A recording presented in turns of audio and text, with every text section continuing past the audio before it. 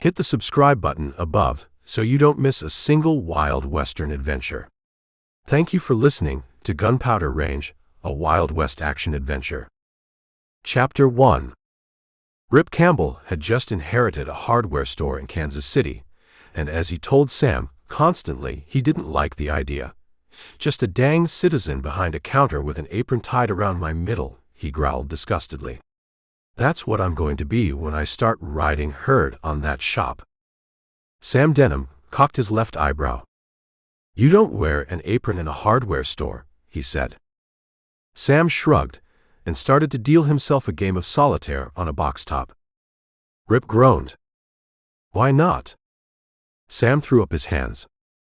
"If I've got to argue with you clear to Casey," he said, "this is going to be a hell of a trip." "It's going to be a hell of a trip anyway. A one-man job. No kick, whatever. We got a boot hill here for quick iron men. Stranger dug by them, that's quicker. There's men that's born to low-down jobs, and there's them that never get used to them," Rip answered. He got up and prowled to the platform. They had rattled to a stop at some forsaken station or other. Almost anything was acceptable as a change from the noisy, odorous clatter of the cattle train. The constant argument with Sam had been all that made the trip bearable. It had made many a winter cow camp bearable too before this. Now the range and all that it stood for was drop-ping behind them. In Kansas City, Sam would take a job in the stockyards, and Rip would run the hardware store he had inherited from an uncle he had never seen. "Low-down jobs is the only kind of jobs you ever had, you old polecat," Sam growled. "If hardware storing in Casey is a decent job, you'll have to sell it." Sam's voice followed Rip out the door. Campbell didn't look around. "Probably nobody's danged fool enough to buy a hardware store," he said. He stepped onto a platform that was like so many others he had known. A single station lamp on a pothook, a building sadly in need of paint, the bawling of cattle from the loading pens. He walked to the outer edge of the illuminated circle that was the lamp's range and looked up at the sign, Bannock. It didn't mean much to him. He had a vague idea that it was the county seat of somewhere. As far as he was concerned, it was just a place where the train stopped. He was turning on his heel at the platform edge when he saw two dark figures dart out from the shadow of a concealing stack of lumber and make for the long, dark train.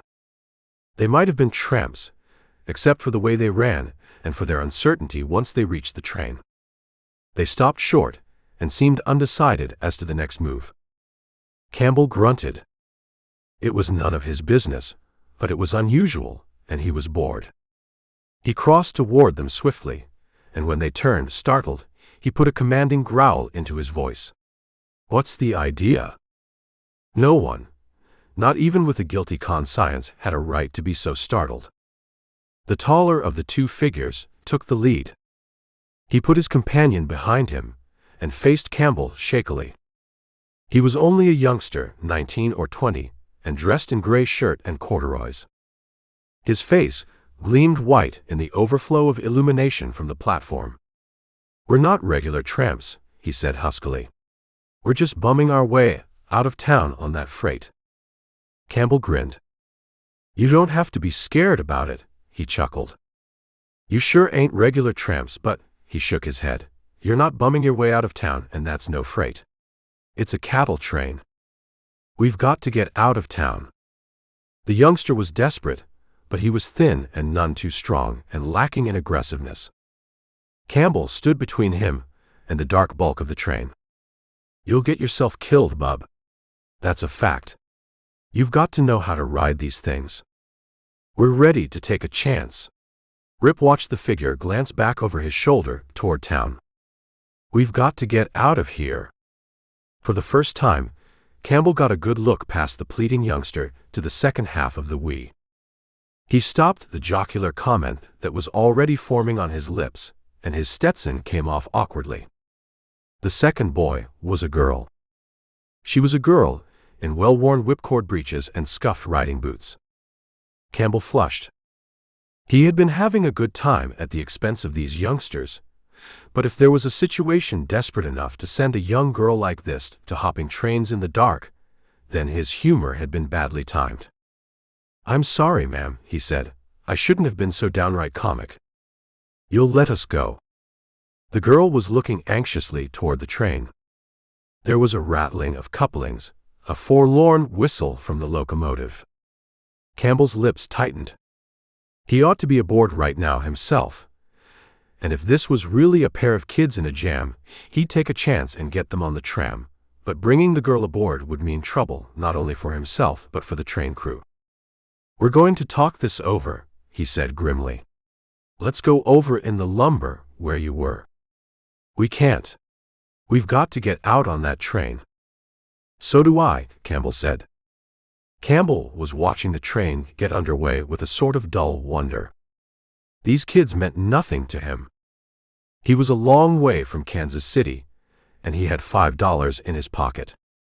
He had a hunch, too, that the two before him had nothing to add to his trouble-filled prospects except more trouble. But he was staying. Sam will bust a cinch, he thought. But he reckoned it was a one-man job anyhow. He was suddenly adjusted to whatever lay ahead. He had reached decisions in just that way all his life. It was worrisome, but a man didn't have to spend half his life wondering what was going to happen next. Things just happened anyway. "Whatever's going to get you will get all three of us," he said. "Smoke." He held out the crumpled package of cigarettes to the boy, but was conscious of the girl's eyes fixed on him. They were deep eyes, and he couldn't tell their color, but he knew that her hair was coppery because from under the soft, pressed-down hat that she wore there were waves of it escaping. The boy started to take a cigarette, then stopped with a shake of his head. Campbell looked at him, startled, and saw the greenish pallor in the youngster's face, the perspiration on his forehead. He was puzzled for a moment, then he knew. "You kids are hungry." "No. No." The girl's denial was too swift, her worried glance at the boy too easy to read. Campbell stepped in between them and whirled around. "I'm hungry myself," he said. "We're going into town and have a feed," he said. "No. We can't, really." It was the girl who protested now, but with the same old pointless protest, and it was not at all as much fun as arguing with Sam. An argument where nobody got abusive was pretty flat. He took the youngsters by their elbows and walked them towards town. The girl was about a year younger than the boy, slender and rounded, and with a glow about her that comes from living in open country and never from living in towns. Little by little, their story came out. The youngsters were Bob and Nell Evans. Their folks had been homesteaders, but they hadn't been able to stand the life. They were both dead, and the kids had been trying to run an eating house in town. Some gent called Dutch Carter had made Nell Evans's life miserable with his attentions, and finally had forced their eating house to the wall. Rip listened to the story quietly, as sister and brother alternated in the telling. Carter, it seemed, was the big boogeyman of Bannock. He owned the two big gambling houses, 3 eating places, the dance hall and the sheriff's office.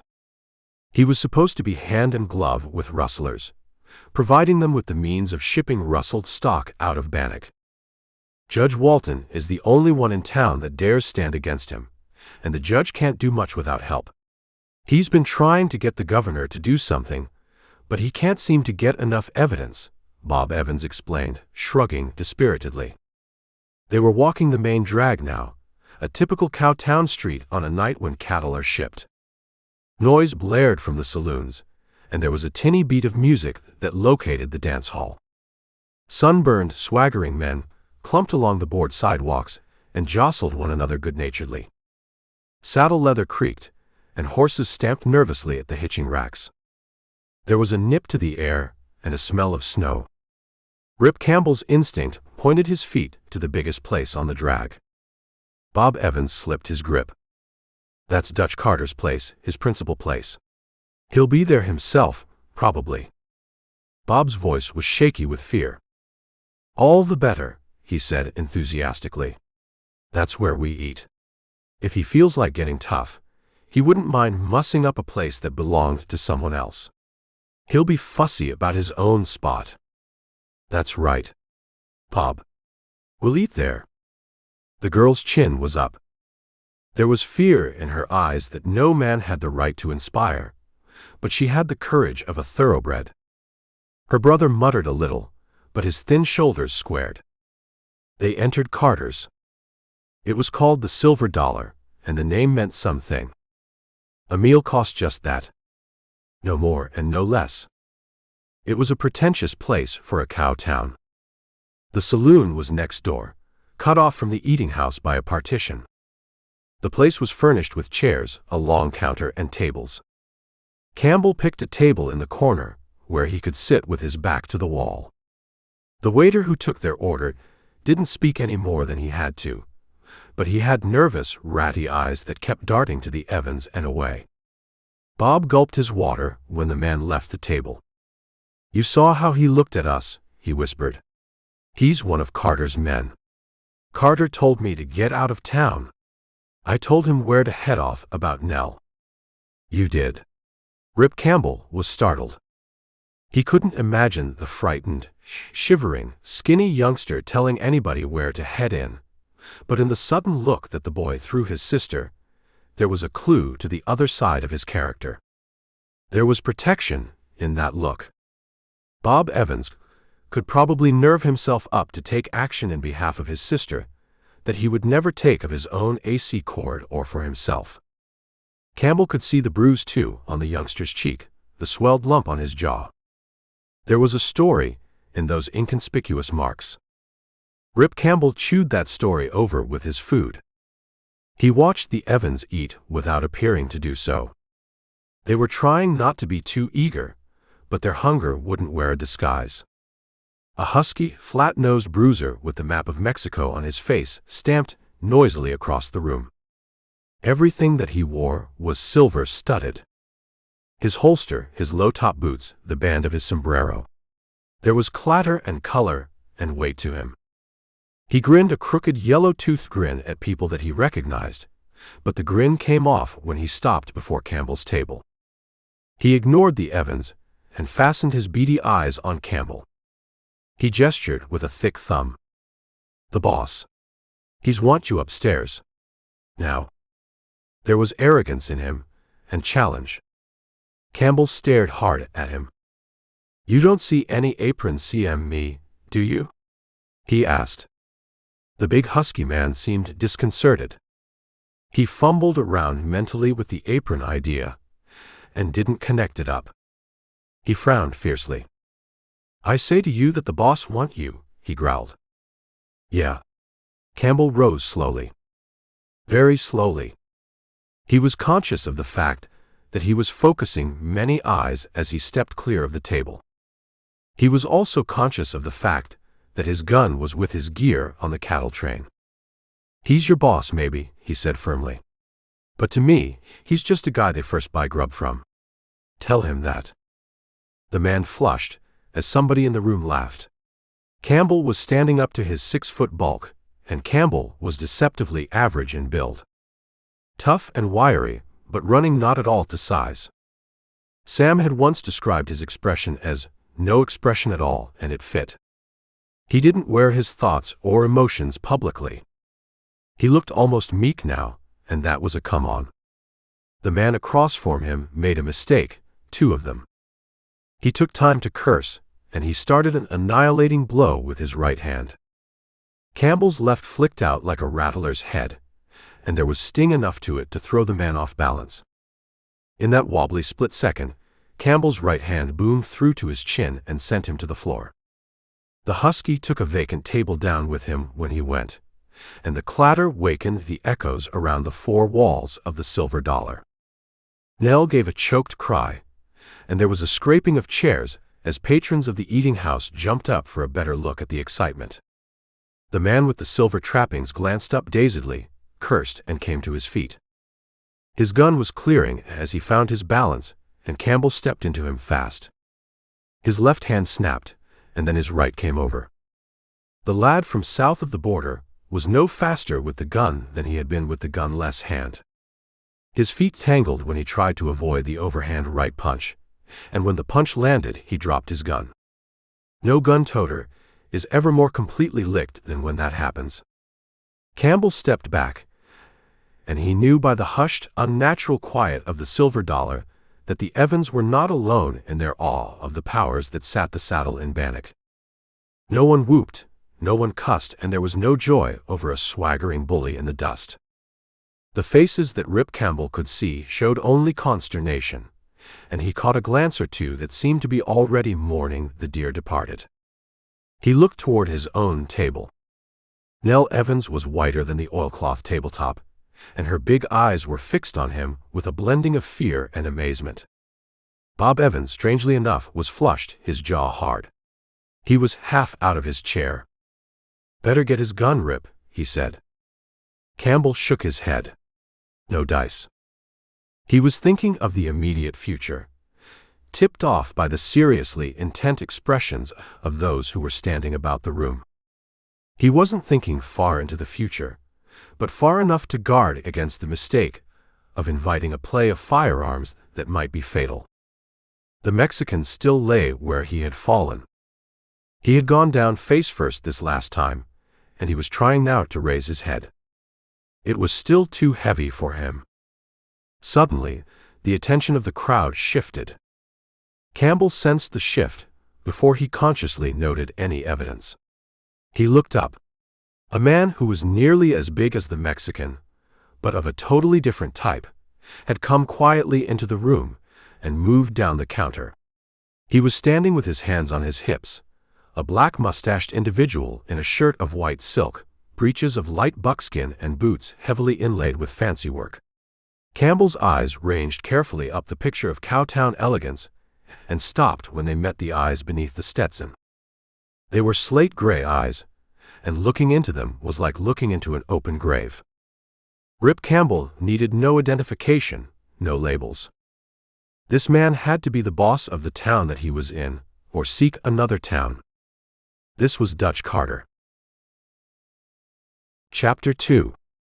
Dutch's voice was as soft as his eyes were hard. "I sent my man after you. There seems to have been some trouble." He was lounging a little in his stance, and he was wearing no guns. 6 or 8 feet behind him, and a little toward the center of the room, stood a man who was wearing guns. A short, thin, wiry individual with a French cast of countenance and eyes as unblinking as an Indian's.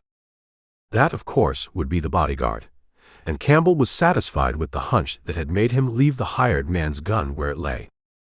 He faced the squinted eyes with his chin jutting. "I told your man that I didn't work here," Rip explained. "He didn't believe me." He nodded briefly toward the man on the floor. "There was a bit of an argument." "I see." Dutch Carter didn't look at anyone in the room but Campbell, but he was obviously aware of the others. He had an actor's trick of playing to an audience as though no audience existed. "Now that the argument is over, suppose that you come along to my private office?" There was command in his voice which took any weakness out of the suppose. Campbell was feeling that command, feeling the strength of the man, the lack of support from the crowd which, although a group of strangers, was comprised of his own people. But he was not prepared to knuckle down, not even with the chill of the expressionless eyes and the silent room in his blood. "I'm eating grub I paid for. That's all the business I've got here," he said grimly. "I'm passing through." Carter's expression did not change. "You're not wearing a gun," he said. "You better get one." His eyes flicked briefly to the Evans. "I told you to get out of town," he said. He turned on his heel and walked back the way he had come. The French-looking bodyguard moved inconspicuously after him, and the still stumbling hired man paused only to glare at Campbell before he stepped into line. Campbell dropped into his place at the table. "My grub's cold," he said. He felt the eyes of the Evans on him, and he continued to be nonchalant. Inwardly, however, he felt very uncomfortable. When a man is told to get a gun, he is being told that he is going to need one. "You've got guts." The respect in Bob Evans's voice brought a flush to Campbell's wind-toughened face. He waved one hand negligently. "So have you," he said quietly. "Has anybody else in town got any?" He looked briefly around the hushed room. "Or have they all lost theirs?"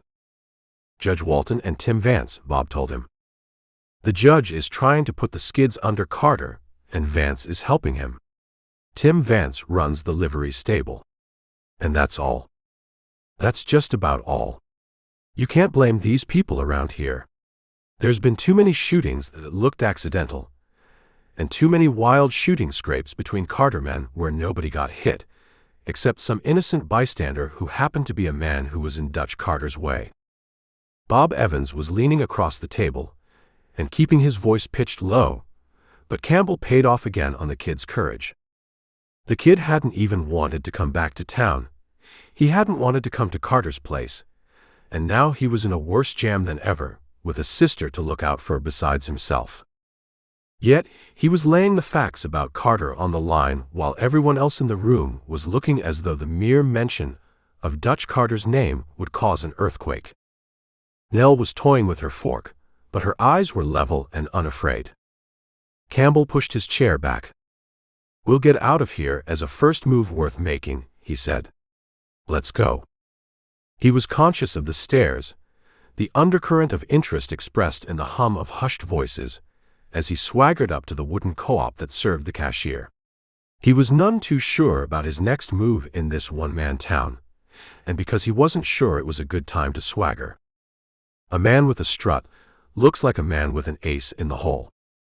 He hadn't quite reached the payoff counter when something happened that added one more complication to the strange setup Campbell had stumbled into.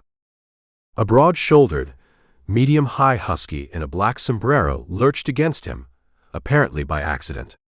"Pardon me to hell," he said foggily. "My foot slipped." He seemed to be struggling for balance and grabbed Campbell hard for support. Campbell tensed in wait for a trick, and the man's voice reached his ear in a ghost of a whisper that was astonishingly clear. "Loading pens. 15 minutes. Meet me." It was all the happening of a second. The man straightened, jerked his sombrero straight, and with the exaggerated dignity of a drunk made his way to the door. Campbell didn't look after him. If the man was on the level and a friend, then to look would be to betray, because the man assuredly wasn't drunk. Campbell laid his $5 on the cashier's counter and waited for the change. The hard-faced man behind the counter pushed it back. "On the house," he said wearily. "A guy always gets fed before the hanging." Campbell's chin jutted, and he pushed the bill forward again. "Take your $3, hombre," he said. "I haven't any credit here, and there ain't going to be a hanging." "That's your opinion." The man made change, shoved $2 silver at Campbell, and shrugged. Campbell picked them up. As a goat-getting system, the town was organized.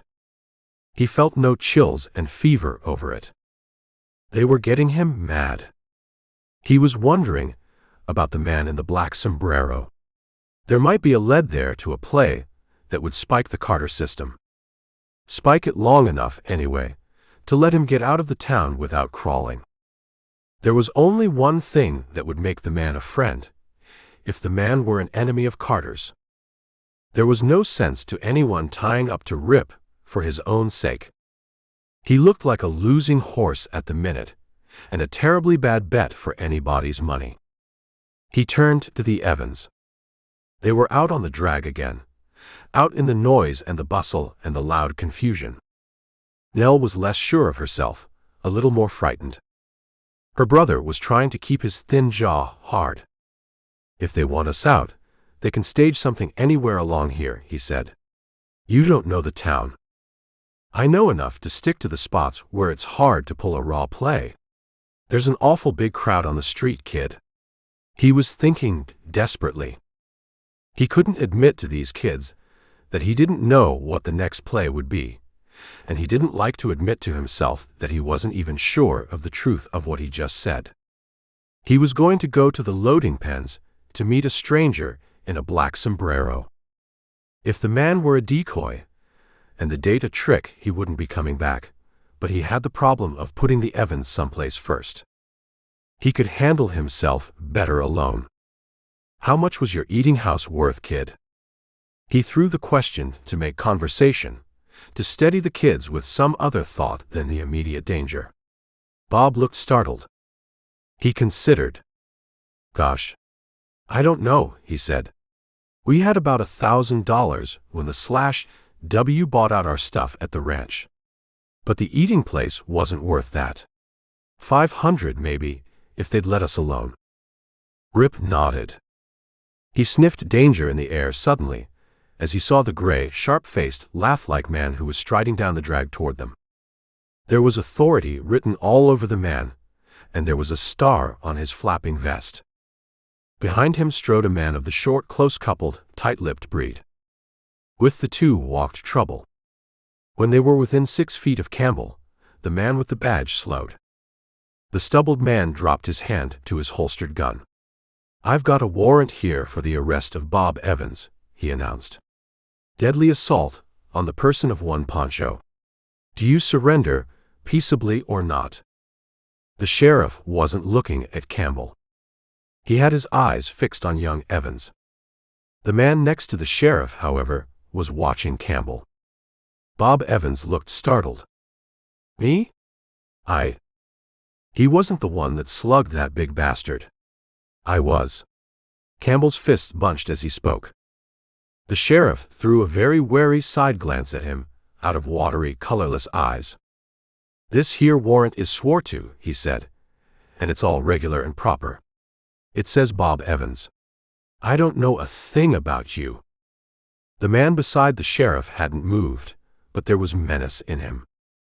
Campbell's fists relaxed. He had had a theory about the safety of numbers on the drag, but the sheriff had that problem all solved. Rip need only make one move toward resisting an officer, and the man would start throwing lead. The warrant for Bob Evans was, of course, a raw frame-up.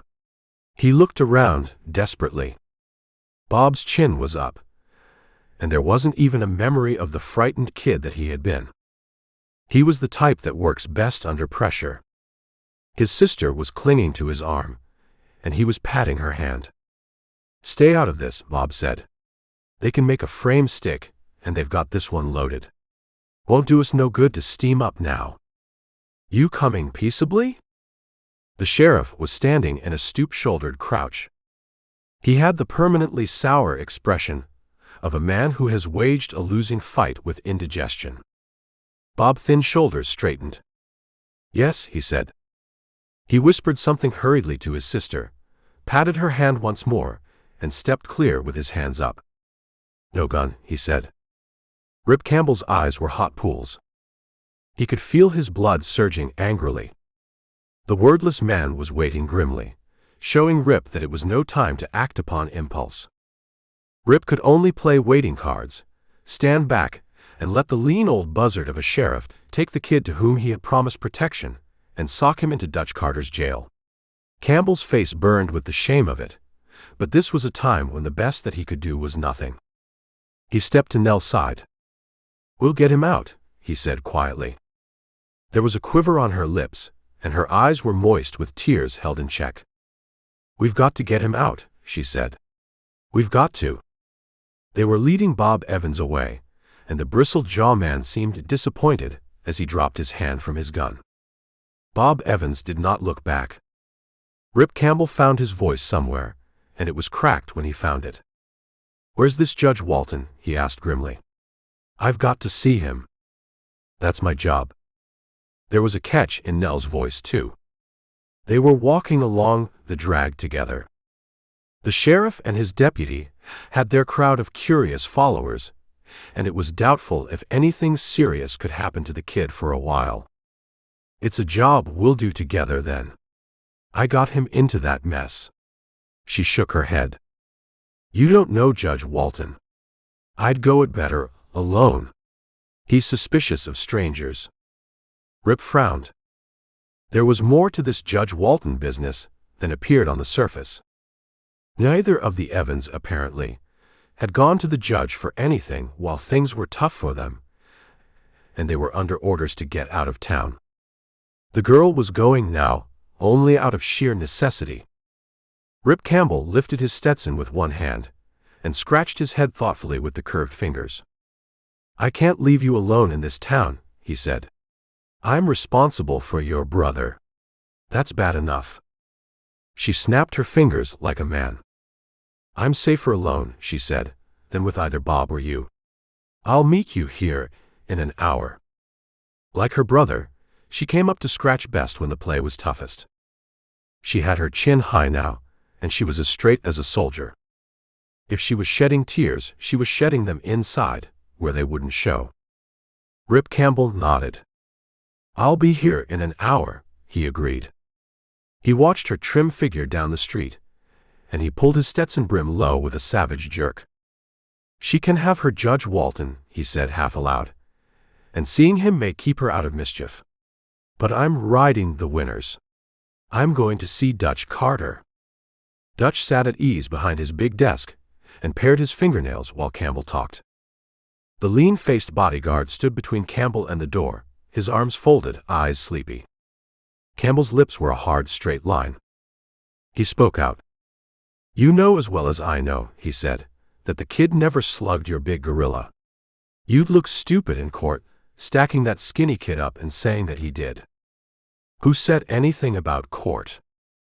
Carter raised his cold eyes briefly, and Campbell felt the spell of them once more, as he had when he first encountered them.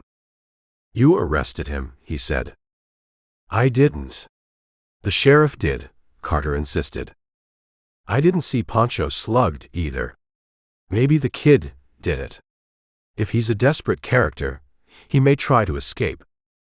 The chill eyes completed that statement. Bob was under the threat of a fixed verdict. Carter had something in mind, perhaps Nell, and Bob was a hostage. Unless Carter got what he wanted, Bob would be let run some night and he'd get shot trying to escape. Prisoners who were shot escaping embarrassed nobody in court said, told no tales. "What's your deal?" Campbell stared across the desk grimly. Carter waved his dainty penknife. "No deal with you," he said. "I had a deal for you once. Not now. I'm not interested in you. I can buy your kind cheap, complete with guns. After you've got them cheap, what have you got?" Campbell was mad, and his temper flared. The flare-up seemed to amuse Carter. He waved his hand again. "Lads like Pierre," he said. Pierre grinned, and for a moment he was off guard. A hunch flashed in Campbell's brain, and he acted with the flash. He spun and swung. Pierre, who was a gunfighter, had not been taking his role too seriously in a room with an unarmed man. Campbell's weighted fist crashed against his jaw. Carter was out of his chair before Pierre hit the floor, and there was a derringer leaping from his cuff. He caught the derringer neatly, as Campbell turned instinctively on the balls of his feet. There was cold death in the eyes of Bannock's boss as he stared down the tiny belly gun, and Campbell was never closer to eternity in his life. He grinned into the gun. "Lads like Pierre," Rip repeated. "It's still, what have you got?" His life hung there on a thread, an impulse in the brain of Dutch Carter. And Carter lowered the gun. "All right," he said. "You've got more nerve than I gave you credit for. And you didn't get as old as you are in the clothes you're wearing without knowing how to use a gun. I'll give you the proposition that you wouldn't listen to a while ago. Join up with me and take orders as you get them. Don't join up and see what happens." Campbell straightened slowly. "I reckon that I'll see what happens," he said. They dueled silently with their wills. Campbell could hear Pierre getting up off the floor. His spine crawled with the expectation of a bullet, but he kept his eyes on the town boss. Dutch Carter shrugged. He lighted a cigarette and turned, suddenly thoughtful. He looked at the cigarette tip, rather than at Rip Campbell. "If that's how you want it," he said, "that's how you'll get it. But take a tip. Go to my enemies while you're able to go. Mac Walton ought to be able to use you, and if you want to find Mac Walton, see Tim Vance at his livery stable. He stood up, waved a signal that sent Pierre's gun back into its holster, and nodded toward the door. "Let's go," he said. Campbell felt like saying thanks. He was walking out with his life when he hadn't figured to leave the room under his own power. Moreover, Carter had given him a straight steer about his enemies. The Evans had named Judge Walton and Tim Vance as the only ones organized against Carter. Dutch Carter was sending Campbell out of an ironclad trap to those two men. Why? The feeling of strong undercurrents was present in Bannock. A man didn't have to be a heavy thinker to figure out the fact that neither the Evans nor Rip could be very important to a man like Carter, who practically owned the town. Yet Dutch had spent time and effort on Rip for some reason, instead of having the Carter-owned sheriff jail him or Carter-controlled roughnecks knock him over. "I can't figure it," he thought, "but I ain't a figuring type. It ain't sensible to do what Carter tells me to do, but I reckon that this Judge Mac Walton is the man I want to see." He was shaking his head solemnly as he walked the drag. He had been in his share of jams, but this one copped the prize. He was into something up to his neck, and his life was in the middle like a blue chip. He couldn't see where he figured to win anything if he won. He'd moved right into a tough game without having a stake to play for, and now he couldn't get out. He saw the livery stable ahead and quickened his stride. There was a stout, red-cheeked man sitting in the doorway with a pipe in his mouth. His impersonal gray eyes swept over Campbell. There was no expression, friendly or otherwise, on his face, but it was a face that was made to mirror emotion. "I'm looking for Tim Vance." "You're looking at him." The man's voice was as impersonal as his eyes. "What can I do for you?" "The name's Campbell. Carter's sheriff slapped a friend of mine in jail for something that I did. I want to get the kid out. I'm not running the jail. Tell the sheriff." Vance was not hostile, he was merely blunt. Campbell took him as he was. "You know how much good that would do," he said. "I went to Carter. He sent me to you. The idea is that you'll send me to Judge Walton." Tim Vance sat up straight and tapped the tobacco from his pipe. "Tell me about this," he said. Campbell told him. He started with the scene in the Silver Dollar and worked down the line. "That's how it is," he said, "and I've got to get that kid out of the calaboose before something happens to him." Vance's gray eyes appraised him shrewdly. "You're maybe a damned liar," he said, "and no offense meant if you aren't one, or there's more in this than meets the eye. I'm not the one to say. You'll find Judge Walton's place a square to your left from the next corner. It's a red brick building, and there aren't many such in Bannock." He put the pipe in his pocket and stood up. "If you're an honest man," he said, "Mac Walton's the man you want. If your tongue's not straight, stay away from him. You won't fool him a bit." Campbell turned. "Thanks," he said. "That's all I want to know." He removed his Stetson and scratched his head thoughtfully as he stretched his legs for the red house of Judge Mac Walton. He was getting into deep water, mentally. Carter's advice was still stacking up, and he was impressed with Tim Vance. Vance was the blunt yet cautious type of Irishman, and not the type of man to be engaged in any shadow boxing or sham fights. The suspicion that Carter's enemies might be owned by Carter and kept in action as a front was just about settled. Campbell didn't entertain that notion any longer. And he still had no gun. Campbell hitched his strangely light belt.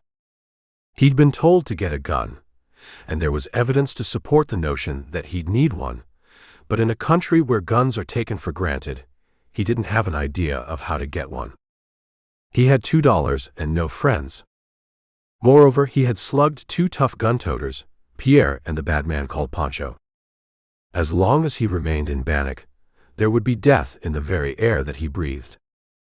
Men who live off their reputations as gunmen cannot afford to overlook affronts to their dignity and their hardness.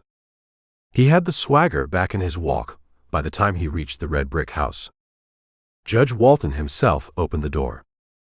A short, dark, wiry man with nervous hands and eyes that jabbed rather than hit. He had his hand in his pocket, and the outline of a gun showed through the fabric. Campbell made a wide-open gesture with his own hands. "No gun," he said. "I merely want to palaver. Come in." Mac Walton's voice had a deep-chested quality that was suggestive of platform speaking.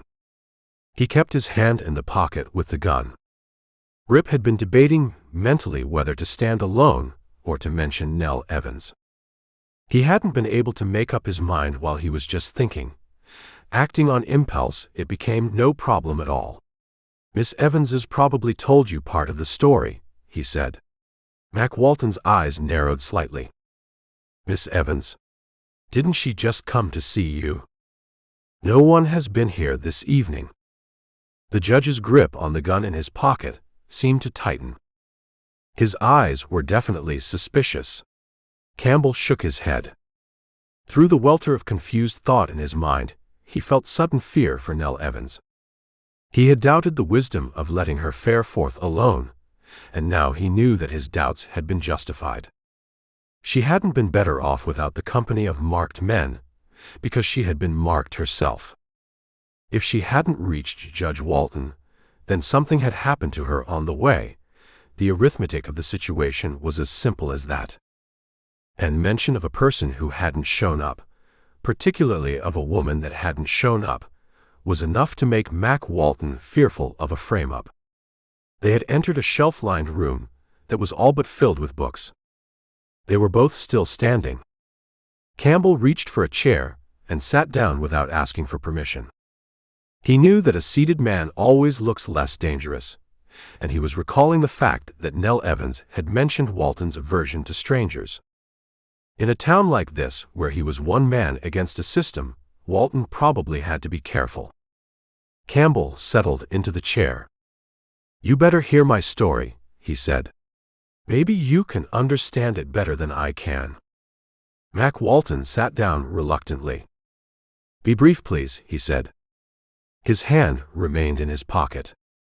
He listened gravely then, while Campbell told again of his arrival in Bannock, his eyes fixing themselves in a disconcerting stare, dropping away and darting back again to Campbell's face. When Campbell finished his recital with the statement of Carter's advice to go to Judge Walton through Vance, Walton's forehead creased into a frown of intense concentration. "He considered you an enemy, and he warned you to get a gun. Then he sent you to me." The judge seemed to be struggling with the implications of that situation for several seconds. Then he removed his hand from the gun pocket. "Your story is incredible," he said, "but I believe it. A man has to know Bannock to believe it. The town is incredible. The situation in the town is incredible." He got up out of his chair and paced up and down like a platform speaker, punctuating his speech with gestures. "I'll do what I can to free young Evans," he went on. "I don't know what can be done. Tom Beeler is Carter's sheriff, and he runs things just about the way that Carter wants them run. It's a scandal to the state. I've gone personally to the Capitol before, and I've tried to get the interest of the governor. We need martial law in here. The county has no control over its lawless elements. The courts are a joke." He stopped short and jabbed one finger at Campbell. "Young men like yourself can be a help, can be the salvation of Bannock. If the state won't help us, we can set ourselves up against boss rule and end it. If necessary, we can fight fire with fire." Rip Campbell stirred uneasily. He could understand now why Bob Evans hadn't taken his troubles to Judge Walton. The man didn't talk to a man, he orated at him. And Rip Campbell wasn't a bit interested in a bigger and a better Bannock. He wanted to get the Evans to safety and lined out. He wanted to get out of town with his skin intact, and he asked nothing else from Bannock. After all, he owned a hardware store in Kansas City, and he had a bunk and a bunkhouse on the Flying K. He couldn't see Bannock as an opportunity. He shook his head. "I'm a peaceable man, Judge," he said. "I never hired out for fighting wages, and Something in Walton's stabbing eyes stopped him. The man was grinding his clenched fists into his hips, standing still for once with his legs spread. "You don't like the way your friends are being treated here," he said, "but you don't want to fight about it. Whose fight is it?"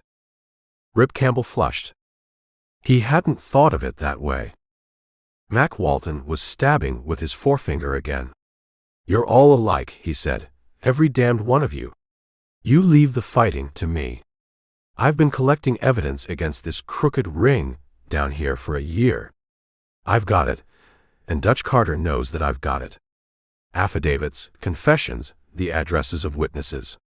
I've risked my life to get it and to hold it. With some decent help, with cooperation from the governor, I can use what I've got." He broke off suddenly, and his eyes leapt, startled beyond Rip. There was a sound, and Campbell turned. He turned right into something that slashed at him out of the doorway, and he never saw what hit him. He knew only that his feet were traveling one way and his body another. The floor came up, and a curtain dropped on his brain. Chapter 3. Rip came back to consciousness with a jerk that was as abrupt as the blow that had knocked him out. The shooting stab of agony in his brain almost drove him into unconsciousness again. He was lying on his face, and he pushed himself up from the carpet with an effort that brought sweat out on his body. Somebody cursed at him, and he looked up. Vance was shaking his fist at him, and a stranger was holding him back. The livery stableman was almost sobbing in his rage. "You dirty bushwhacking murderer!" He was all but helpless in his rage, the grip of the other man preventing him from giving violent vent to it. Campbell blinked. The room was crowded with a miscellaneous collection of men from the streets outside. Punchers who had ridden in with the cattle, townspeople, nesters. The lean, sour-faced sheriff was standing with his hands on his hips in a little cleared space. In the middle of that space lay the body of Mac Walton. There was a pool of blood around the body, and the outstretched hand gripped a Colt .45. Along the barrel of that Colt was a streak of blood. Campbell felt his head gingerly. It was murderously sore, and his fingers came away wet. His eyes went dazedly around the room, and he read the verdict in the eyes that looked stonily at him. Judge Mac Walton was dead, and the barrel of his gun said that he had struck Rip Campbell down before he died. The beautiful simplicity of it was a shock. Rip Campbell's brain cleared, as though an ice-water sponge had been passed over it. He was wondering now why he had not seen the frame-up from the start. Mac Walton was a menace to Dutch Carter, and Carter didn't want the governor's troops to clean up Bannock. Walton hadn't been as brave as he pretended. He was figuring on the fact that Carter wouldn't dare remove him. Walton's death would bring the very thing that Carter feared. But now it wouldn't. Judge Mac Walton had been murdered, but the sheriff had caught the murderer red-handed, and the room was full of witnesses to the damning evidence. There was no mystery, no excuse for state investigation. The county authorities had the situation well in hand.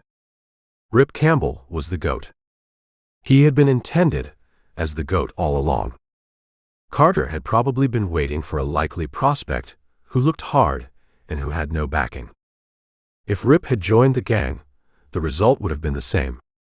He'd have been given an innocent-looking job that would have walked him into the same frame-up. It had been there waiting for the right man. "I was talking to him. Somebody knocked me out from behind. I didn't see him killed." He forced the words out. He had to voice his defense, even when he didn't expect to be believed. The stony faces and the cold, hostile faces showed that he wasn't believed. Outside, he could hear the noisy movement of people who were not able to get into the house. The lean sheriff was looking at him grimly. "You're under arrest," he said dryly, "for the murder of Judge Mac Walton. Anything that you say will be used against you." He was a great stickler for rules and forms, this sheriff. Campbell was standing a little unsteadily on shaky legs. He didn't try to answer. He merely nodded, and the nod shook the sparks of agony in his brain. The sheriff let his eyes range around the crowd while his deputy stepped up beside Campbell and gripped his wrist. "The law will take care of this scoundrel all right," he said. "I don't want no mob violence. I ain't going to stand for none." Campbell's throat felt a little dry. He hadn't got around to thinking about that yet, but it was an angle. Judge Walton had probably been pretty popular, and a crowd that would be pretty much piped down if a Carter man was accused of the murder would give free play to its feelings if the murderer were a friendless stranger. "Come along now." The deputy was starting him out through the crowd. Campbell went without protest. He saw the second gun that the sheriff had wrapped up in a handkerchief. That would be the murder gun, the gun that he was accused of having. There was a grim jest to that. He'd wanted a gun all night, and now, when he had one given to him, it was given without the right to touch it. He had a gun. It was his gun. And it was in the hands of the sheriff. He was fogged. He couldn't see a way out, and in the midst of his predicament, his thoughts swung to Nell Evans. What had happened to her? If Carter's men got her, what had they done with her? "I played hell when I flagged those kids off that train," he said bitterly. He was stumbling across the room. The faces were a blur to him, until he lifted his head and one face came sharply into focus. Standing inconspicuously, and without expression, just inside the door was the man in the black sombrero. That was the last straw. Out of all the blunders of a crazy night, he had to be reminded of another now. This man had asked him to meet him beside the loading pens, and Campbell had forgotten. He had forgotten the very thing that might have saved him. He had needed an ally, and he had passed one up. Things had happened too swiftly for him. He was scarcely conscious of the mob through which Blue Jowls pushed him outside, scarcely conscious of the mutter, the rippling murmur of excitement. It beat about him like something heard in a dream. He shook himself and spat, and when he felt the tightening of the deputy's grip and the increased tension in the man, it helped his own spirits. A man always had a chance, as long as he was capable of any movement which forced another man on guard. Behind him, the sheriff was clearing the Walton house of curious idlers and taking official possession. Before him loomed the jail. There was no conversation when they checked him in. The mob was packed pretty solidly about the jail, but curiosity was its principal emotion thus far. The jailer, a wizened little man with a game leg, checked him into the same cell with Bob Evans and left him. The kid was pale and nervous again. He took a look at Campbell's bleeding head, and his eyes darted anxiously toward the window that opened on the front of the jail. "What happened?" he asked shortly. "Somebody killed Mac Walton, kid. They've got it hung hard on me." The unsteadiness of young Evans helped to steady Campbell. He felt his confidence increasing. There had to be a way out. No man could build a trap that another man couldn't open. There had to be a weak spot somewhere. "My sister Nell. Where is she?" Rip looked down at his hands. "I fouled the detail there, kid. She wanted to go to Judge Walton alone. I let her. She never got there. I'm sorry. Damn sorry, but they won't hurt her. They won't dare." He believed it himself when he said it, and the belief helped. Bob Evans believed it too, and that was a good idea. The kid was rubbing his hands together nervously. "Nell would be like that," he said. "She always had too much courage. I never had enough. You've got plenty." Campbell walked over to the barred window. He could see half of the square before the jail, and a portion of the main stem. The crowd was increasing. Word of the murder had spread with the usual speed of such news, and the crowd was assembling from somewhere. It was a noisy, boisterous crowd that was bringing plenty of business to the saloon, but it would not take it long to develop into an ugly crowd. There were sullen elements already at work. Tight-lipped men who stayed out of the saloons and who hung around the jail. These were the men who liked Walton, and who really believed that Campbell had killed him. It looks like a hanging crowd. Campbell had to exert effort to control his voice. Bob rubbed the back of his hand across his forehead. Lynching? No, Carter couldn't let that happen. It would mean troops for sure. He can't let them. There's no danger. Bob was talking fast, using his own arguments on himself as well as on Campbell. Campbell was staring somberly out through the bars. He had never seen a lynching, but this looked like his idea of the beginning of one. He saw a little knot of men forming around a red-faced, rotund man, and the knot grew larger by the second. Vance was talking, and the gift of eloquence was in the Irishman. Carter might not be able to do a damn thing about this, Rip said.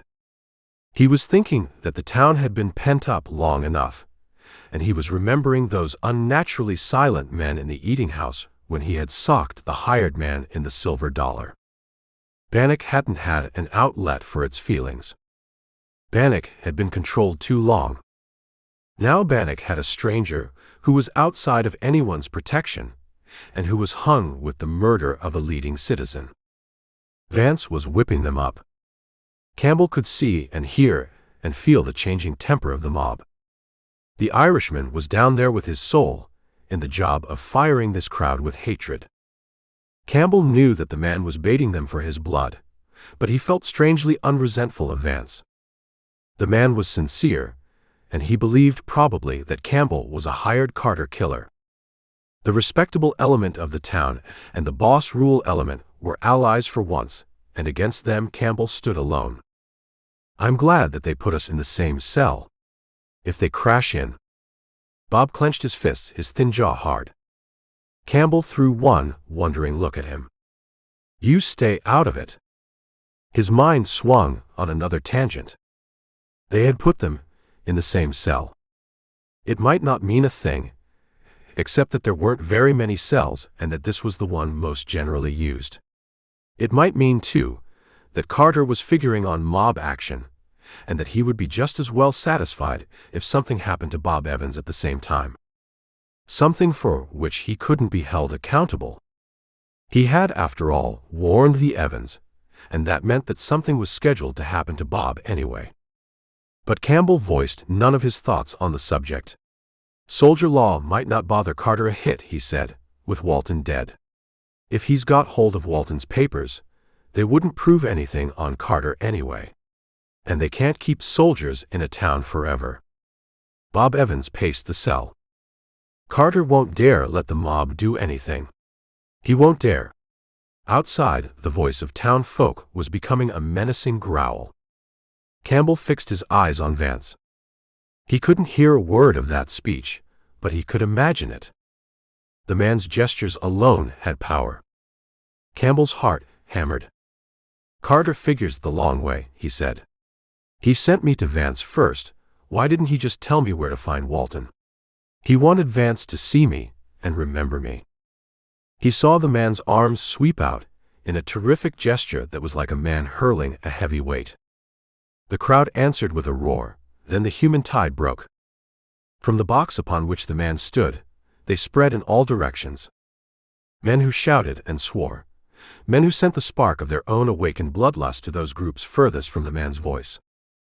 Campbell saw the swift scattering and swifter reforming of the mob with eyes that registered its full significance.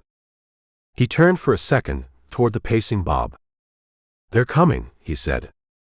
Out in front of the jail, the deputy faced the crowd, swearing at them, waving them back. He was joined by the sheriff. The sheriff was gripping a gun, his shrill voice rising above the hoarse rumble of the mob cry. Get on back there. You can't. A husky man in a black shirt slapped his gun hand down, and the crowd flowed over him. The deputy lashed out with both hands, but did not attempt to draw his gun. The forward surge of the crowd took him back against the jail, as though he were a chip swirled in the backwash. After that, Campbell could see nothing but the heads and shoulders of mad, unreasoning humanity bent upon his destruction. He whirled away from the window. Under the bunk, kid, and keep your lip buttoned. They don't want you unless you make them sore. I won't do it, Rip. You stuck by me, and I'm backing your play. There was a crash as the outside door went down, and the roar of the crowd swept through the corridor. Campbell gripped the kid's shoulder and spun him toward the bunks along the wall. Get under them, you damn fool. Outside, you might be some help to me. You can't do any good here. I can try. Your sister's out there someplace. It was the last appeal, as he spun the kid from him, and he knew that it had registered. Bob had to be out of this mess for Nell's sake, and Campbell couldn't get out of it. The jail corridor was choked with bodies. Campbell saw the black-shirted man who had slapped the sheriff's gun down, and then he saw the red face of Vance. Somebody had keys, and the cell door clanged back. As they swarmed in, Campbell swung. He swung with his weight behind his fist, and the black-shirted man went back into the wall of men behind him. Campbell kept his hands up, and he kept pumping. He landed 3 times, and then the blows came at him faster than he could send them back. He tasted the salt of his own blood in his mouth, and the cell wall was rough against his shoulders. He started one more punch, but a heavy hand caught it before it found a target. Other hands closed in, and his muscles strained against the pressure helplessly. A hairy hand slapped him. The cry of the mob reduced then to the single phrase, "Swing him." Chapter 4. The chilling cry rose full-throated about the light wagon upon which Rip stood. It battered against his eardrums as the heavy fists had battered against his body in the mad, hysterical rush from the jail to the tall tree under which the wagon stood. He tried to blink the daze out of his eyes and comprehend the fact that he was going to die. It didn't seem real somehow, despite the coarse rope about his neck, the cutting pressure of the thongs that bound his wrists, and the shakiness of the platform beneath his feet. There were 3 men on the light wagon with him. One of them was shaking his shoulder and cursing at him. "Are you going to confess, you mangy murdering son?" Campbell spat. "Cut my hands loose and try to stay on the wagon with me, big mouth." There was defiance in him, flame. If they were going to kill him, they were going to do it because they were too many for him. He wasn't going to let them outgame him, and he'd let them know to the very end that he had contempt for them because they rode their heavy odds over him. Swing him. The crowd was impatient, maddened, unreasoning. The pressure of those in back was jamming the men in front against the wagon. There was no horse between the shafts. A horse's nerves wouldn't have stood this. Grim men gripped the wagon shafts and waited for a signal from the men who stood beside Rip. The man who had been shaking him waved his hand. "He ain't going to confess," he yelled. "Let him swing." The other 2 men jumped down out of the wagon. The man in the checked shirt gripped the noose. Grim hands fought for grips on the wagon. In a few seconds, that wagon was going to be yanked right out from under him. Rip would be left to do his rope dance alone beneath the tree. He knew it, and he couldn't believe it. He'd been worse frightened at the jail, in those few moments before the mob broke in to capture him. Suddenly, a .44 cracked above the heads of the crowd, and a broad-shouldered man who had been working down close to the wagon shoved 2 men aside. "Turn loose of that noose." His voice carried dear through the dead space of silence that followed the crashing thunder of the report. Campbell looked down and drew a deep breath. It was the man in the black sombrero. For a split second, the sole survivor on the wagon hesitated with the noose in his hand. The easily swayed emotions of the crowd swung from mad violence to a sort of paralyzed curiosity.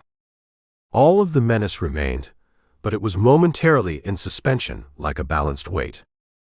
If the man with the noose had had the initiative to tighten it, and that would take only a finger's pressure, the crowd would have swung behind him with a roar.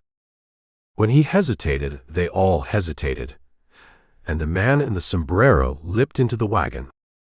With a flip of his left hand, he tore the noose out of the hands of the man in the checked shirt and his snapping wrist lifted it from Campbell's neck like a deftly twirled lariat. With an almost simultaneous motion, his right hand produced a gun. "Ranger," he boomed. "On authority of the governor of the state, this man rates a fair and decent trial." He had lungs, and he knew how to throw them behind his voice. It boomed out over the heads of the mob with thundering authority, and the man stood there with his legs wide apart and his chest forward, the tough fighting symbol of the voice. He stopped them cold. The one word Ranger had magic in it. It stood for more than a man. It stood for an organization and for a tradition. He was facing them all and throwing commands. He had only his tremendous confidence in himself and in what he was. The gun meant little. The sheriff had had a drawn gun, and this mob had struck it down. Even the maddest of the crowd recognized that this man had more than just a gun. "I'm taking him back to the jail." He gripped Campbell's wrist, and he would have taken him back. He'd have taken him back to the jail against the very teeth of the men who had been within split seconds of killing him. But he reckoned without one man whose guts matched his own, and whose temper had blazed to the white-hot heat that is hatred. There was a ripple in the human tide, and into the circle about the wagon came Vance. Despite his age, he vaulted into the wagon as easily as the ranger had done, and he ignored the ranger's presence. When he raised one gnarled hand to the crowd, there was an uneasy surge, a scattered cheer. The ranger took one look at him, and dropped his gun into its holster. He could shoot into the very mob itself with greater safety than he could threaten this man, and he knew it. Campbell felt tension in the man's grip on his wrist, nervous expectancy but not fear. Vance threw his voice to the crowd that had stopped against the rangers. "Did you know that there was a ranger in the town?" he roared. "You did not. Nobody knew it. If he was here, what was he so quiet about?" His face was red, his eyes flashing, but he was taking his time. He knew that a mob is never snapped into action. It is led to a point, and then set afire with a phrase. He gave them the phrase. His eyes sweeping the crowd, and his finger pointing back toward the ranger. "He didn't protect Mac Walton's life," he said, "but he's right on the job to protect his murderer." That did it. The ranger knew it, and Campbell knew it. The roar that answered Vance's voice was the full-throated roar of the aroused mob, the roar that had boomed about the jail, and that had been stilled for a moment, but not stifled by the bold play of the ranger. Against that, the ranger threw neither words nor guns. He snapped a handcuff link about Rip's wrist, and locked the link to his own. He stood with his legs braced then, and threw the key into the crowd.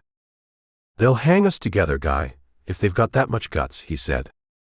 The first two men were vaulting into the wagon, and the ranger spilled them off with his feet. The wagon rocked as the mob's pressure jammed the leaders against it. Somebody caught the ranger's ankle, and Campbell went down with him when he went. Somewhere out in the mob, there was a key that would open the fetters, and eventually the key would find its way to the wagon. Campbell was paying off silently on the ranger's guts once more. The man was playing desperately for the time which cools a mob's fever. The longer they waited for the kill, the more chance of stopping them. But they didn't need a rope. Campbell was taking punishment from fists and feet. The ranger, one-handed, was fighting back and was taking punishment himself. He left his gun where it was, and Campbell applauded that. The actual shedding of blood in this crowd would be the last needed touch to their fury. There was another rift in the ranks of the mob. Somebody yelled that the key was coming up, and the rift widened. It wasn't the key. Beeler, the sour and lanky sheriff, fought his way to the platform with his deputy at his back. His face was bleeding, but he had a gun in his fist, and the deputy had too. "Hold it there. I'm backing this ranger's play." His voice was lost in clamor, and he was swept back against the wagon. 4 or 5 more men struggled onto the packed wagon, and one of the wheels gave way. There was a panic and confusion in the collapse, and the mob divided away from the milling group that was dumped to the ground. Out of that confusion, another man made his way to the wagon clearing. With Pierre at his back, Carter lined up in the little group that already included the ranger and the sheriff's deputy, and Rip. Carter's men were already scattered through the crowd, breaking it up into scattered units. Dutch Carter himself yelled against the subsiding clamor. "I'm backing the Rangers' play, too. Anybody think I can't do it?" Nobody did. A ranger, the sheriff, and Dutch Carter. It was 3 to draw 2, but never 3 of a kind. Against the combination, there was no mob calculated to stand. This one bad started its disintegration, and the disintegration proceeded rapidly. The saloons caught boom business again, as men who had stirred briefly and fiercely to the bloodlust relaxed back into a mood for gossip and for wonder. The wreck of a wagon lay in the clearing, and there was an unused rope in the wreckage. Rip went back to jail. He had no clear recollection of those last few minutes. The entry of the sheriff, the collapse of the wagon, and the arrival of Dutch had all happened within split seconds, of course, but the aftermath, the clearing of a way to the jail, had taken minutes. Campbell had stumbled through those moments in a high haze. One of the mob had received a broken leg out of the wagon crash, and no one who had been on the wagon was improved in the melee. Campbell, who had started with a gashed head, felt now that he had made a modest start. He didn't seem to have any skin left. "Better get washed up, guy. You're a mess." The ranger led him to the jail wash basin, took a key from his pocket, and unlocked the cuffs. The sheriff was watching him sourly. "I thought you threw that key away," he growled. That's what the mob thought. The ranger didn't even look around. A man would be a plumb damn fool to throw away a key that locked him up to some strange buzzard. Dutch was sitting on a desk and swinging his leg. He looked as dapper and as elegant as ever. "Pretty cute, aren't you, Ranger?" "Not terribly." The ranger left Campbell at the wash basin and turned around. He was pretty much the worse for wear himself. He didn't pay much attention to Carter. He had his eyes fixed on the sheriff. "I'm presenting MV credentials if you want to see them, Sheriff," he said. He slapped an envelope on the desk. "Because I'm taking over under the governor's authority to order in troops where the law is not being enforced." "You're not troops," Carter said. "It's me right now or troops tomorrow. Which do you want?" The ranger faced him, his jaw jutting. Carter waved his hand toward the sheriff. The sheriff was squinting at the ranger's papers. "I'm sheriff around here," he said. "You ain't got a speck of authority unless I ask for you to come in. There's plenty of law in this count." The ranger didn't argue. "I'm taking over Judge Walton's papers till the grand jury sees them," he said. There was electric tension in the room. No one spoke loudly, and no one touched a gun, but the element of strife could not have been more strongly present if they had. The sheriff was glaring at the ranger from under heavy brows. "I didn't see no papers at Walton's." "You saw them, and you took them, and you brought them to the jail. I watched you, and I followed you." "I want those papers," the ranger said. Rip Campbell was momentarily forgotten. The cold water had cleared his head, and although he was beginning to stiffen up, he was feeling more like himself again.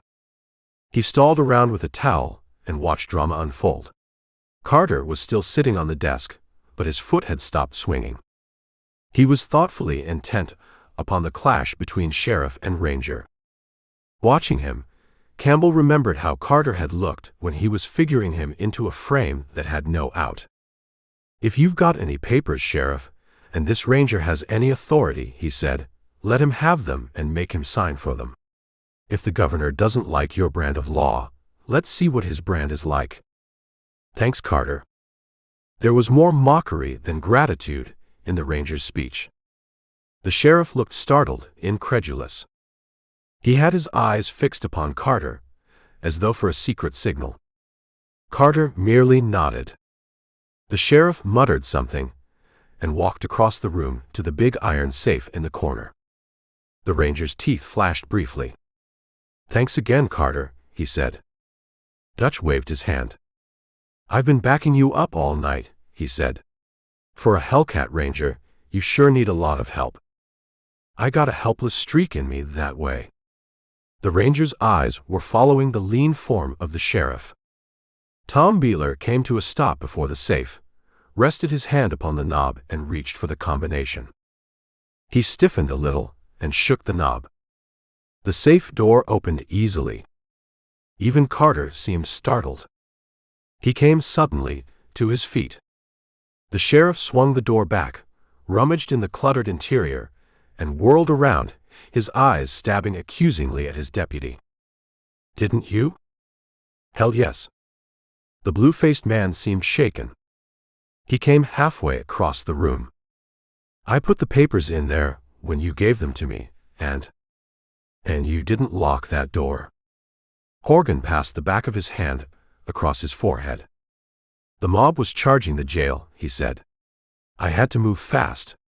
I don't know if—" Tom Beeler straightened.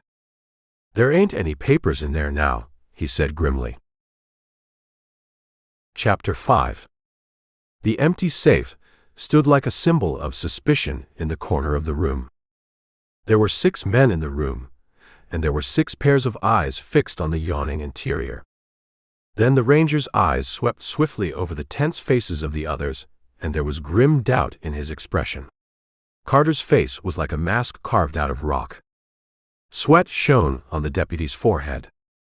"I put them papers in," he repeated doggedly, "and the mob was raising hell, and the sheriff was out there alone.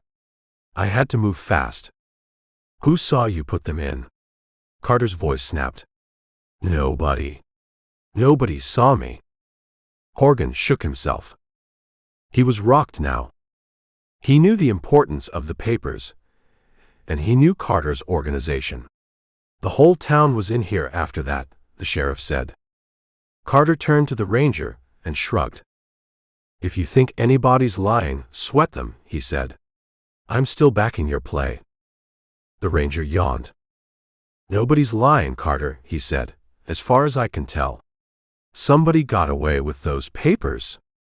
Better lock up your prisoner, Sheriff. I'm taking a look around. No telling what I might find." He didn't look at Campbell, and he made no ceremony out of leaving. He just left.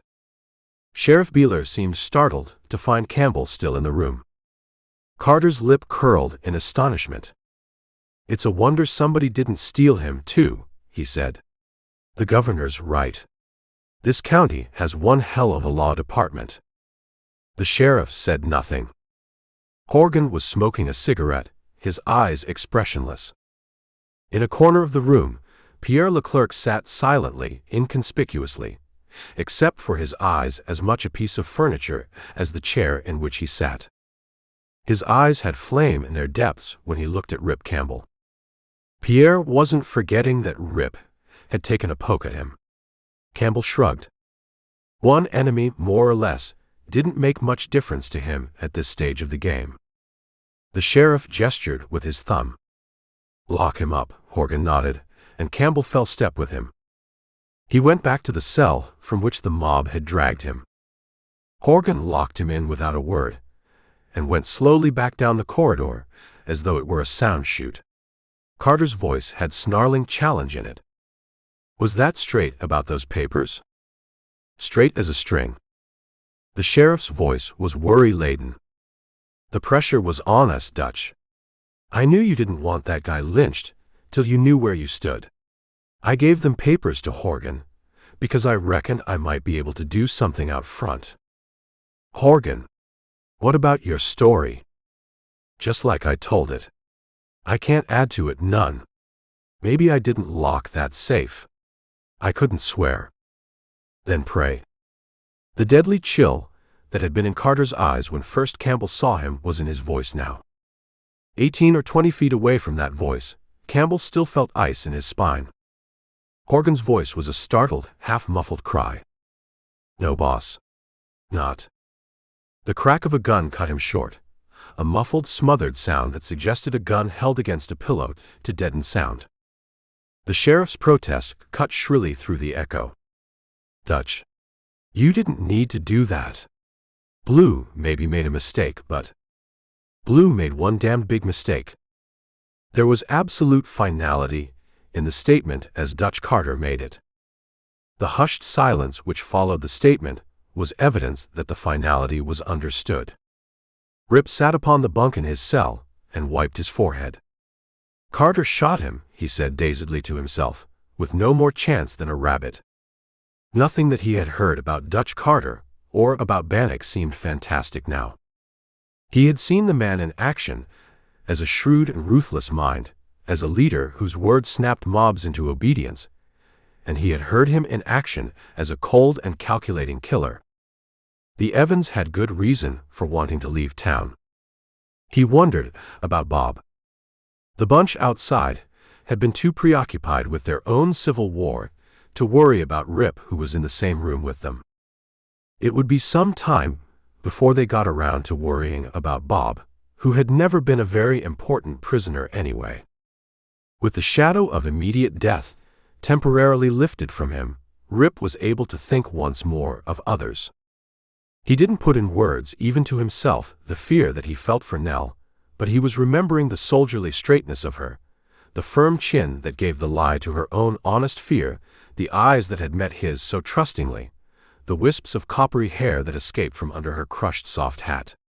Remembering her, and fearing that something might have happened to her, brought a tightness to his throat. His blood surged restlessly, and he rose from the bunk to go again to the corridor bars. Carter's voice came down the sound chute. "Vance got those papers. He's the only one that would have thought about them with all that ruckus. He's the worst man that could have them. Walton was a psalm-singing politician who wanted to be governor himself someday. Vance is just a hell-raiser that don't want to be anything else. We can't have any more tough stuff, Dutch." The sheriff's tone was surprisingly firm. Carter swore. "We're going to have more. The time to have it is when you have too much Al ready. We've got to get Vance out of the way. We've got to get those papers back." He broke off as the door opened to throw a question. "Anybody around, Pierre?" "Nobody. Nobody heard the shot." "Good enough." Carter's voice dropped. "If there's an escaped murderer running around town when Vance gets it, they can't hang that on us. Vance tried to get the guy hanged. The guy got revenge. Just like that." The sheriff's reply came at length, slow and deliberate. "This here murderer shot his way out and killed my deputy," he said. "It goes like that. Then he got Vance. That's just what happened. Bring that guy out here, Pierre." Campbell's spine stiffened. He had long ago given up the job of trying to think ahead of Carter, and now he wasn't trying to outguess him at all. There was only one thing that he could bet on, absolutely. Whatever he stepped into in the other room was bound to be tough. Pierre's grin confirmed his hunch. The swarthy little gunman, who had no love for him whatever, was almost affable. "The boss wants to see you," he said. "This time you come." "Yeah. This time I'll come," Campbell agreed. Rip walked grimly down the corridor and into the big room that was the main reception room of the jail. It was lighted by a kerosene lamp chandelier in the center of the room. The lamp swung in the draft from a broken window high in the wall, and the shadows moved across Carter's face. There was no other movement in his face save that of the shadows as Campbell entered the room. "I'm through with you," he said. Campbell's battered chin was up. "I was through with you long ago," he answered. Carter looked at him. "That's nice." He nodded, slowly drew a .44, looked at it and held it low. He was half the room away from Campbell, and Campbell had the sheriff and Pierre on either flank. Even if he had had a gun, it would have been an impossible position strategically. Carter was measuring him. Pierre is going to open that door in a moment, Carter said. Then you can come into me and take it going away. I don't give a damn which you do. Campbell's eyes narrowed and he crouched slightly. His skin was crawling in anticipation of the bullet's impact, and his heart was thumping. It was a long charge to Carter, and he had handled guns long enough himself to know the percentages. Carter could put at least 2 slugs in him before he crossed the room. He'd never reach Carter, not with 2 slugs in him. Open the door, Pierre, and take a look around, Carter instructed. Carter sat motionless with the gun in his lap, and Pierre opened the door quietly. Campbell's brain was racing. He was an alternative where no alternative existed. He could charge the gun now while Pierre was still checking up outside, but Carter would shoot anyway, and instinct forced him to take every last second that he could get of life. There would probably be no one outside. The jail was isolated from the main part of town and shrouded in darkness. The lights were down on the drag where the excitement was, where the people who made up the lynch mob were drinking to their boldness and to the strange events of the night. All clear, Chief. Pierre seemed strangely happy at the idea. Carter raised the gun. How will you have it? He asked. There was a whizzing sound, a shattering of glass and darkness in an instant. Campbell gave a sidewise leap, spun on his hands close to the floor, and dived through the door. Somebody had crashed the lamp out. Probably Bob. The thoughts banged through Campbell's brain. Behind him, a gun boomed. The lead sang close as Campbell sprinted low to the ground across the clearing. A second shot followed the first, then 2 close together. He staggered his run and slanted for the area behind the main stem shacks. He was breathing gratitude to the kid for that rock that had shattered the light at just the right moment. It had taken nerve to hold the brick so long, but it might have been ineffective if thrown too soon. Now he was running into the litter of cans and boxes and assorted junk that goes into the makeup of a cow town's back area, and he had to slow his pace. Twice he barked his shins. It hurt, and it broke his stride, but he had reached the point where a few more assorted bruises made no difference whatsoever. The trouble with banging into things was the fact that it made noise. Already the main stem was awake and whooping. It was late, and a lot of citizens had walked or staggered back to bed, but the town was never entirely asleep. Tonight it was particularly wakeful, and it needed only that fusillade to release crowds into the streets once more. Campbell slowed down and watched tensely for any sudden flashing on of lights in back windows. A sudden light would set him up on a spot for any fool to shoot at. There would be nervous trigger fingers when word spread that he had escaped. He was thinking of the uncanny fact that Carter always had his bets covered 2 ways. He had planned to shoot Rip as a cover for the dead deputy, and to provide a smokescreen under which Vance could be murdered. The details of his scheme had gone wrong, but the scheme itself was still intact. He had to get to Vance before they did. It was his only chance. Rip was unarmed, and he had to go to a blazing hothead who'd pull down on him in an instant, and who probably wouldn't listen to anything he had to say. He ducked low as a light flashed. It was in the rear window of a house a few yards ahead of him. He hugged a dilapidated fence and backtracked slowly. Behind him, he heard the ken roll under an incautious foot, and his heart stopped. He turned on a slow pivot. Rip. The voice was low, hesitant, afraid. He drew his breath in hard. His heart raced again. He strained his eyes into the darkness toward the voice. No. He didn't believe it when he heard it, but she came to him in a swift, silent rush that was at once relieved and afraid. Rip. I'm glad. I've been afraid for you. He melted into the shadows along FHE fence with her. She gripped his arms with trembling hands, and her face was a white blur close to his own. It's been terrible, she said. He swallowed hard. It had been terrible for her, and that somehow unnerved him. He didn't think of what had happened to himself as terrible. It was just one awfully tough session. "Bob, where is he? What happened to him?" he asked. "At our place. He hurt his leg when he escaped from the jail. He can't walk." Campbell stared at her. "You threw that brick?" "Yes. I was scared to death. I didn't know when to throw it.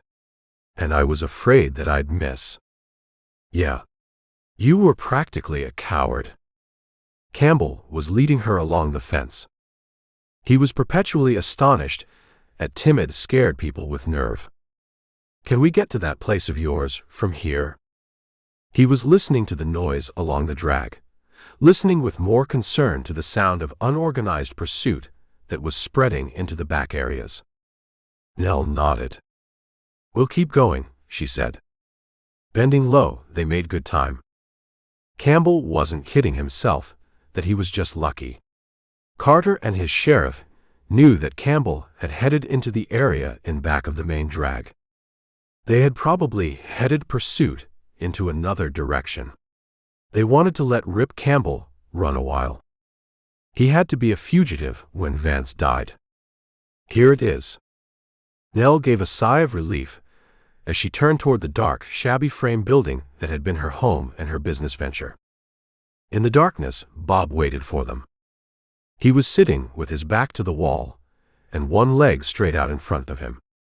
Campbell crouched down beside him. "How bad is it?" he said. Bob's face gleamed sweaty white in the darkness. "I think it's broken," he whispered. "Got a cigarette?" Nell had bent to one knee. She held Bob's hand in one of hers. Across his body, she looked at Rip. Her eyes were moist, luminous, her lips were firm. Campbell fumbled awkwardly in his pockets and produced a terribly mangled package of cigarettes. With a little pinching and patching, he managed a smoke for the white-faced kid. He didn't speak.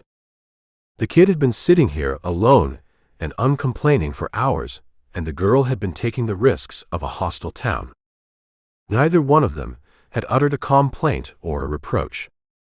Neither had as much as mentioned the fact that it was Rip and his optimism that had hauled them back into Bannock when they had turned their backs to it. "Can you tell if it's broken?" The girl had difficulty in speaking. Campbell nodded. He rose to his feet and straddled the boy's body, his legs rigid, body bent at the waist. "Grab my legs and push like hell," he said. "I'll have to hurt you." He gripped Bob's leg. The youngster gave one low, smothered moan. Campbell's lips twisted as he straightened his body. "It's broken," he said. For just a second, Nell looked as though she was going to faint. Campbell gripped her and steadied her. He felt her soft warmth as he held her, and the action of his heart was a limping beat. "I'm all right," she said. "What will we do?" "Get a sawbones. Any decent doc, even in a town like this, will keep his mouth shut if you ask him to. But we have no money, and you." He dug around in the little change pocket of his breeches. Only one of the $2 silver had survived the beating and die-thumping and the excitement of the past hours. He took it out and pressed it into her palm. "Give him that on account," he said gruffly. "I have to get out of here anyway." She stared at him. "You can't." "I have to," he insisted. "If I had a change of clothes, I could walk right past the Jaspers who are trying to hang me. Mobs don't remember anything. Hardly any of those town folks knew what I looked like. They just wanted to have a good time and hang me." Bob was pulling on the cigarette. His face was still twisted with pain. "I've got an old shirt and pants in the next room that I thought weren't worth taking with me." "They'll do." Rip started toward the other room. The kid's voice stopped him. "But don't do it. You're much safer here. I can wait a while for the doc. I've got to go. I've stayed too long. I've got to get to Vance. He got Mac Walton's papers out of the sheriff's safe, and they're going to kill him for them." The Evanses exchanged glances briefly. Bob nodded. Okay. You'll find those clothes in the next room. Water, too. Rip stepped through a door into a small room that had been used to store canned goods and to wash dishes when this had been an eating house. There was a basin in the corner, and he washed carefully, plastering his hair down. The face that stared back at him from the cracked mirror above the basin was a bloody caricature of the face that he was used to shaving, a slightly lumpy, lopsided face. Water helped, and there was a sloppy old hat on the wall. He put it on, and the brim shaded his face. The shirt and pants were very snug on fit, but they transformed him, and the fringe helped. In the other room, the Evans were talking quietly. Nell rose as he stepped into the room. She had something in her hand. Bob looked up gravely. "Maybe you can find that ranger and make a deal," he said. "Vance didn't get those papers." "He didn't." "No." Bob shook his head. "He didn't, because I did." Rip stared at him in shock. Bob gave the statement time to soak in. He waved one hand wearily. "The safe door was partly open when I ran out of the cell after they took you out. I took the papers. I thought they might do you some good. Then I felt like a clumsy fool when I was going out the window." He winced. "That's how I got the broken leg." Rip stood staring at him. He opened his mouth twice, but the words wouldn't come. All he could say when he did get his voice was, "I'll be damned." Nell held the sheaf of papers out to him. "You can take better care of them than we can," she said. The evidence in the case so far didn't prove that fact to Rip Campbell. He accepted the papers and rammed them away behind his belt and under his borrowed shirt. "I'll take care of them," he said grimly, "and thanks." He turned toward the door, and the girl stopped only to pat her brother's head. "I'm going with you," she said. "Part way, anyhow." He was going to say no, and he remembered that his orders and his advice had been infallibly wrong so far. He remembered another fact, too, with startling suddenness. He had never learned why Nell never reached Judge Walton's, or where she had been. Chapter 6. The main street was as crowded as at midday. There was a manhunt on, but the majority of those in Bannock preferred to let others do the hunting while they gathered in groups and discussed what had happened during a momentous day. Campbell and Nell walked down the cow trail road that paralleled the main street, and they attracted no attention there. "Why didn't you go to Walton's?" He blurted the question out, because there seemed to be no way of leading up to it. She countered bluntness with bluntness. "The ranger headed me off." "The ranger?" Campbell stopped. "Yes. He'd been watching us. He said that you were going to meet him at the loading pens and that he had a plan for using all of us. He didn't want me shooting around by myself and stirring up anything."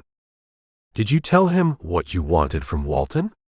Campbell's voice was a little hollow. Because he had forgotten something, and because he was an impulsive fool, he had started all of the tough stuff that had happened. If he'd only met the ranger at the loading pens. "I didn't have to tell him," the girl said quickly. "He knew. He saw Bob arrested. He told me that he'd get Bob out. He told me that he was a ranger. That's all I had to know. I went to our old place and waited. I knew that Bob would come there if he got out. It was all so simple." Campbell felt like a lumbering lout.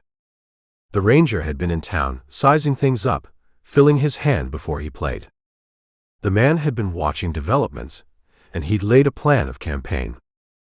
The man had naturally wanted to have things under control before he went to a politician like Walton, who would want to give orders, or to a controlled sheriff like Beeler who wouldn't take any.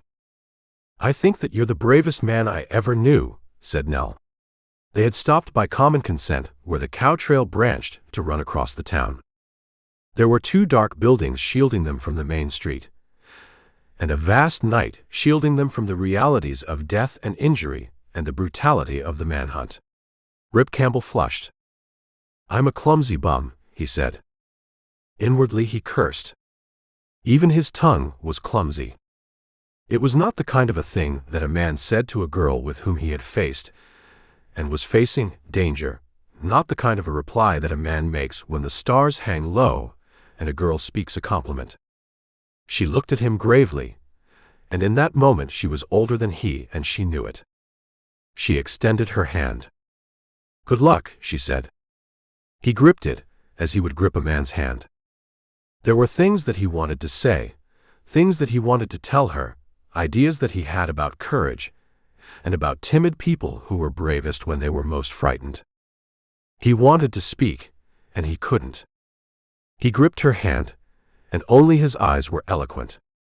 "I'll come back," he said. He was walking toward the drag, and he felt no fear. He felt a tight sense of expectancy, but it was not dread. A pair of eyes, sharper than he expected to encounter, might see him and recognize the battered face beneath the sloppy old hat. It would be like a clap of thunder, such an identification, and it would be swift doom. He plodded on. He could almost see Sam's grin, Sam being amused at his appearance, and it cheered him. Sam and the life that he represented seemed a million miles in the past.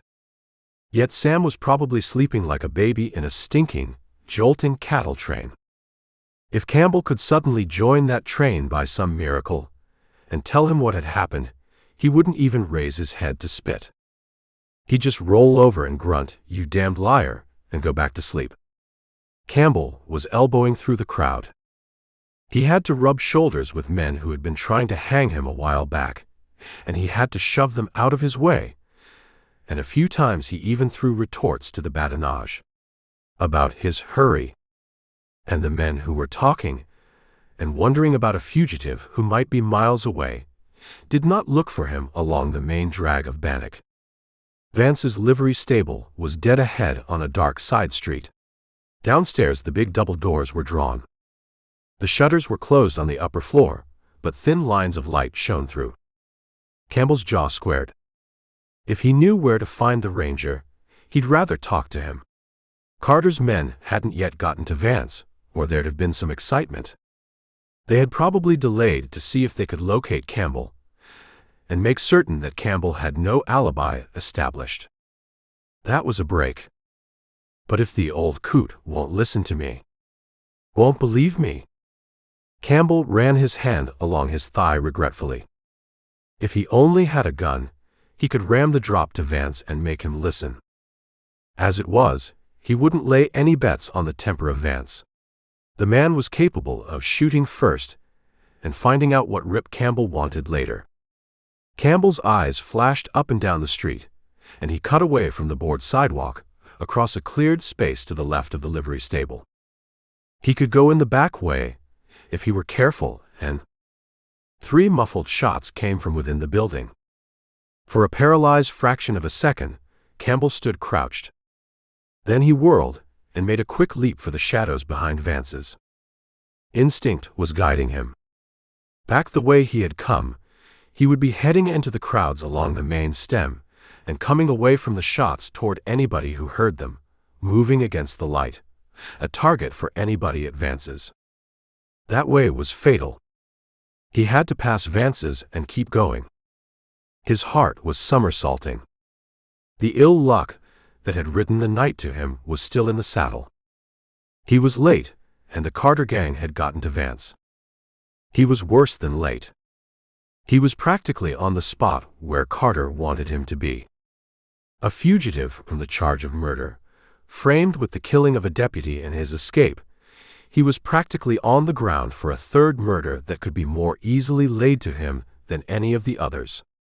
He faded to the ground fast, out of the path of a racing man, who all but ran him down without seeing him. He was close enough to launch himself into a sprinting tackle that would bring the man to earth, but he thought it better to stay in hiding.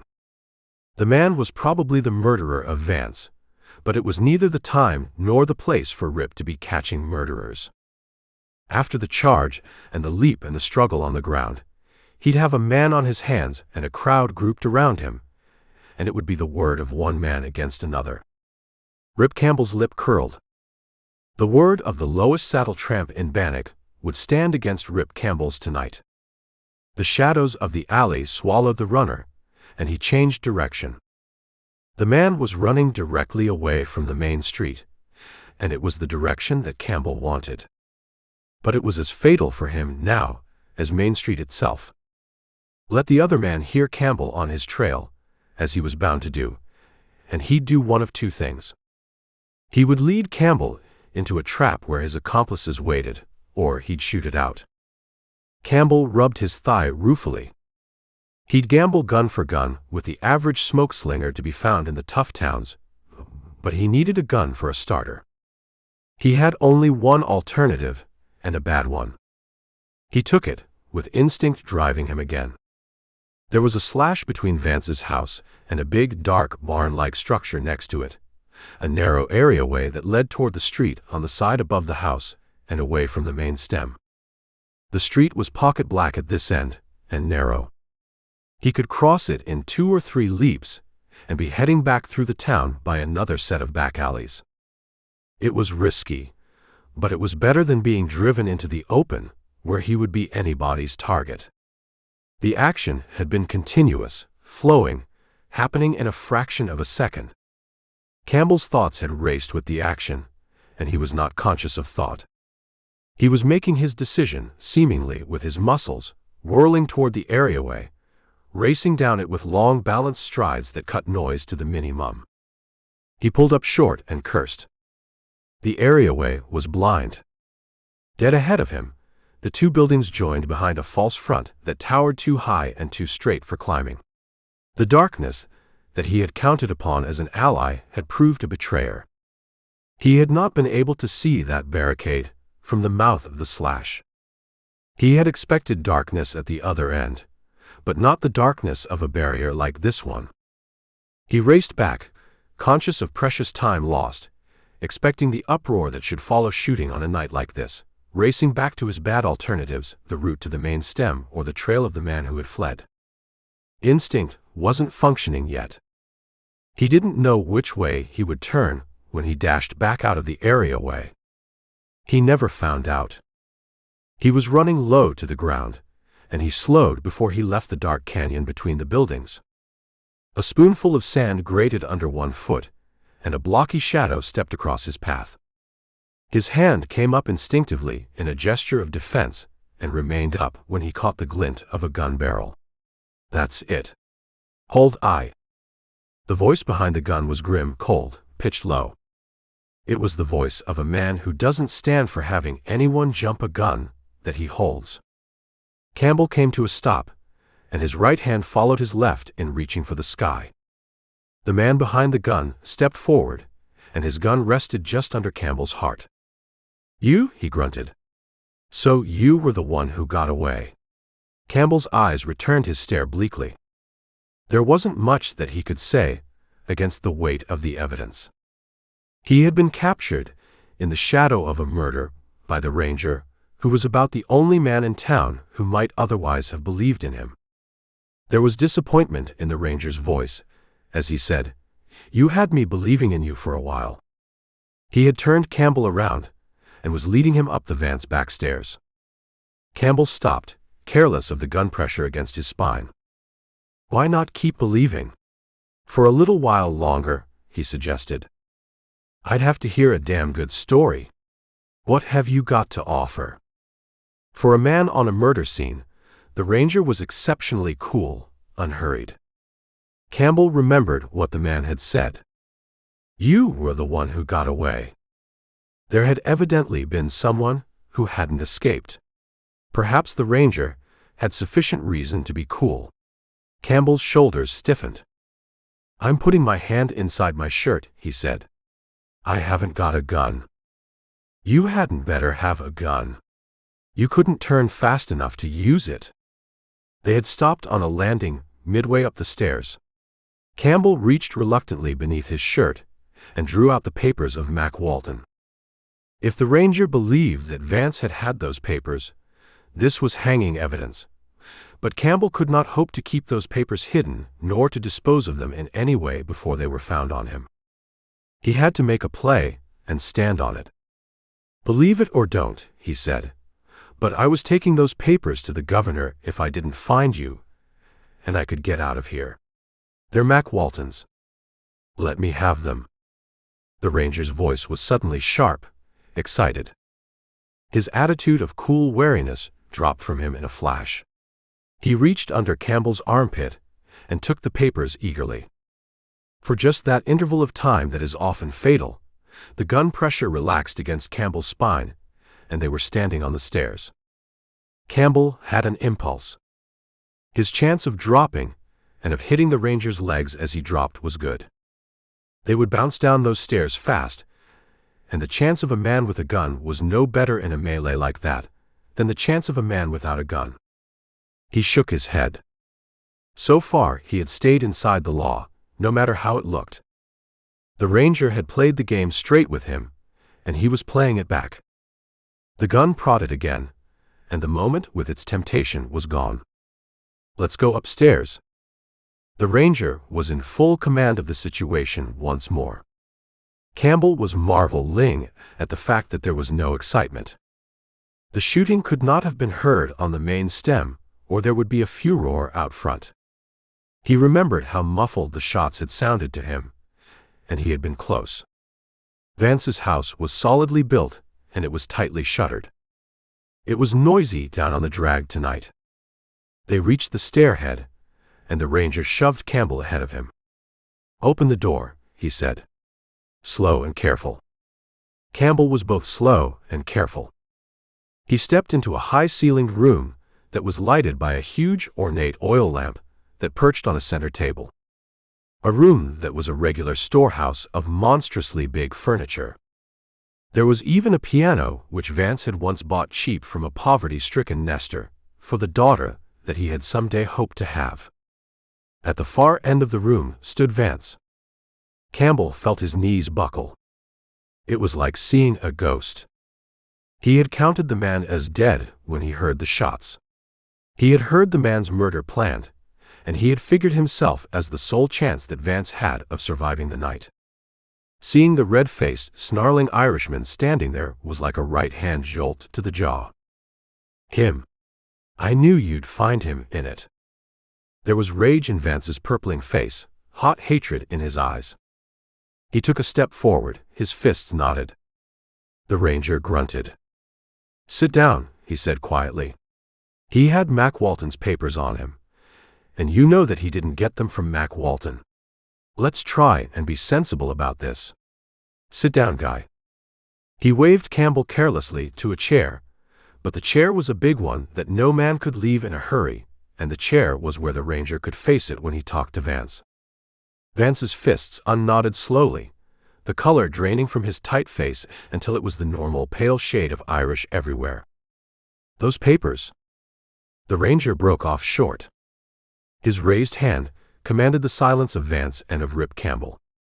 The front door had opened, and there was a thump of hurrying feet on the stairs. The ranger faded back against the wall, where he was out of sight of the doorway.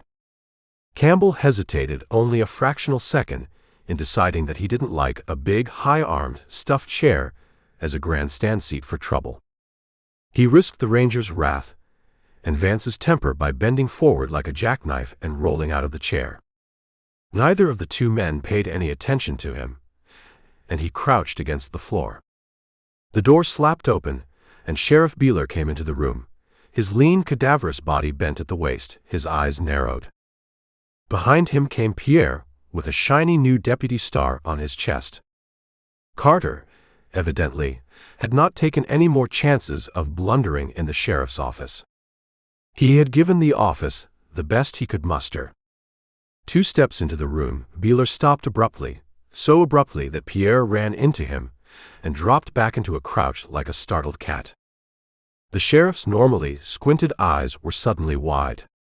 He stared at Vance, and his eyes shifted to something that Campbell had not previously noticed, a grimly suggestive heap on the floor that was covered loosely with a blanket. "Looking for something, Sheriff?" The ranger's voice came out of the shadows in the room corner. Beeler turned, his watery eyes blinking. Pierre took 2 cat-like steps in reverse and rested his shoulders against the edge of the open door. The sheriff made a swallowing motion with his mouth, and his Adam's apple made a round trip up and down his thin neck. "I thought I heard shots," he said. "You're about the only one that did." The ranger took a step into the room. He was dirty and roughed up, and his face was incredibly grim. "As a matter of fact, Sheriff, you didn't hear any shots. You were working on a time schedule. You came up here to find Vance's body." "That's crazy talk." The sheriff tried to put conviction in his tone and failed. His eyes darted once more from the savage face of Vance to the covered heap on the floor. The ranger nodded. "That's one of Carter's men," he said. "I shot him. The jig's up, Sheriff. You've played in with these crooks too long. I'll take your gun and badge now." He took one more step. Pierre's voice was a sudden snarl. "Don't be a damn fool, Sheriff." He drew and fired as he spoke, but he was using the sheriff's body as a shield. Beeler was a little slow, but his gun cleared. The ranger fired twice, and from across the room the big gun of Vance entered the duel. The sheriff stretched to the limits of his lean frame, spun once toward the ranger and crashed into the table as he fell. Campbell crawled crab-like out of the sudden shower of burning oil from the lamp and came to his feet against the front windows.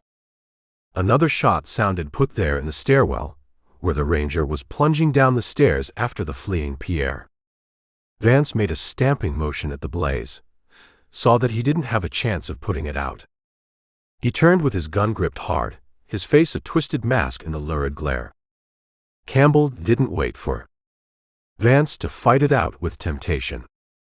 The window behind him was up, and there was only the drawn shutter between him and the open air. He took the drop in a second. The flame leapt after him with the sudden draft, and he felt the hot breath blowing on him for just an instant, then he was going down.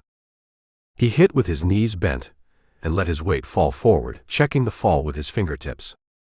Men were running toward Vance's from all directions now, but there was no one close.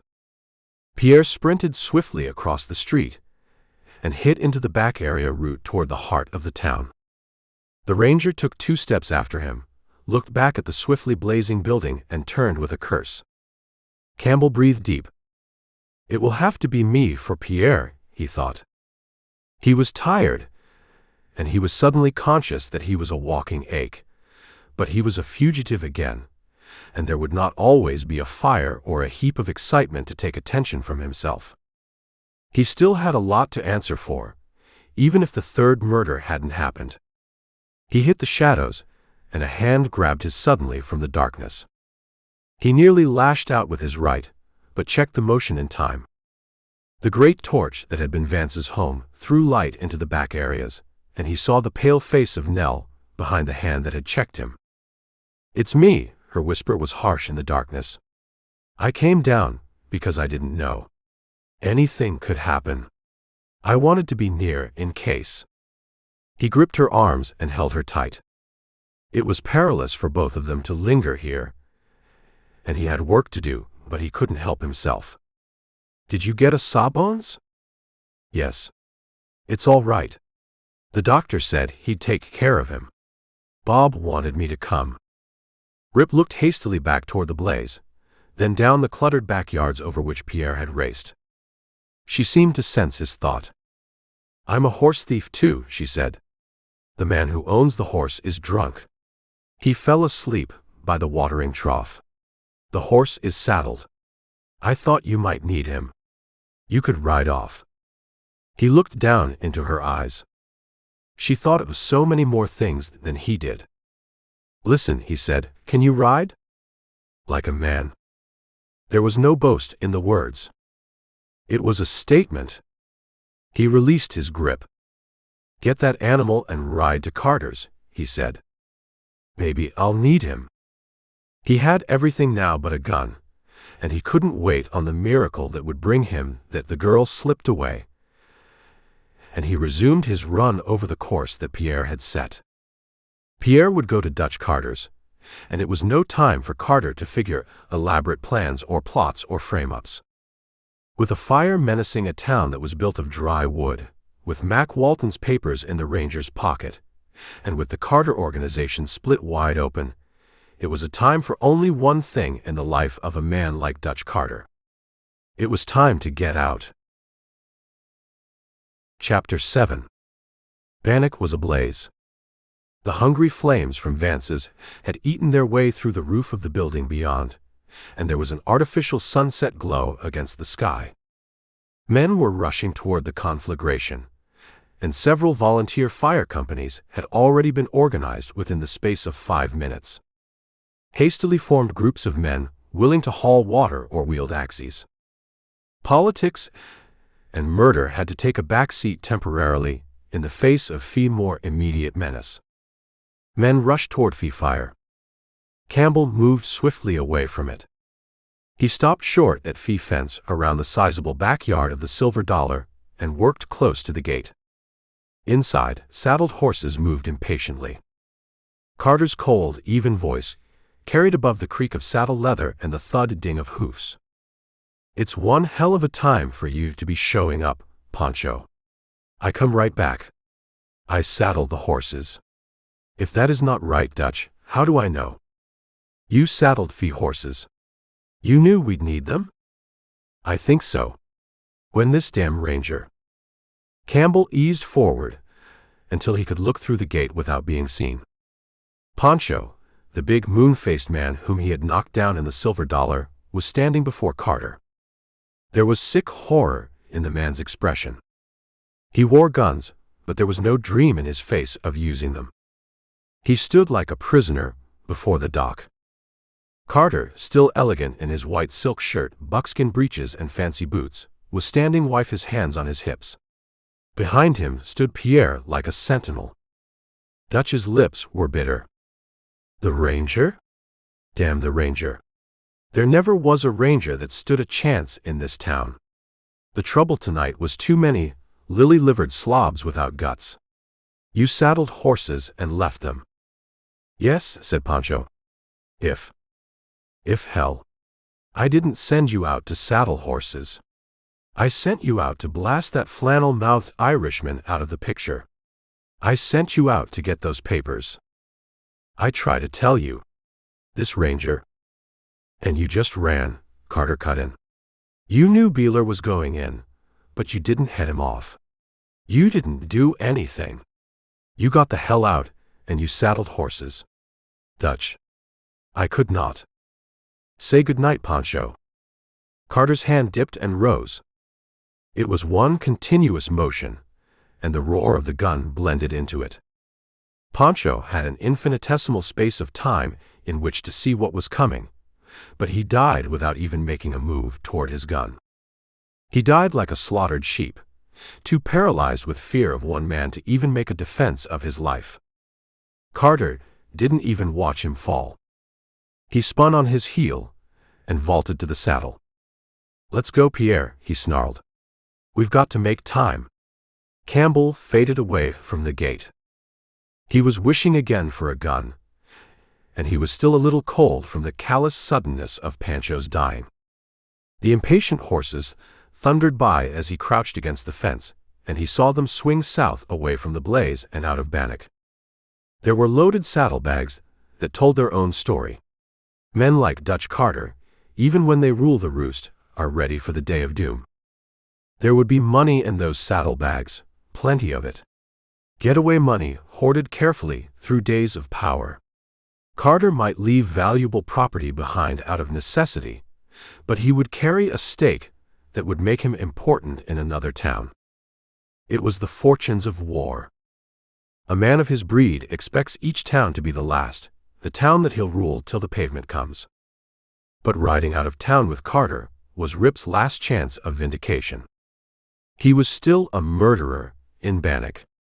He'd be a hunted murderer once the smoke of the big fire settled.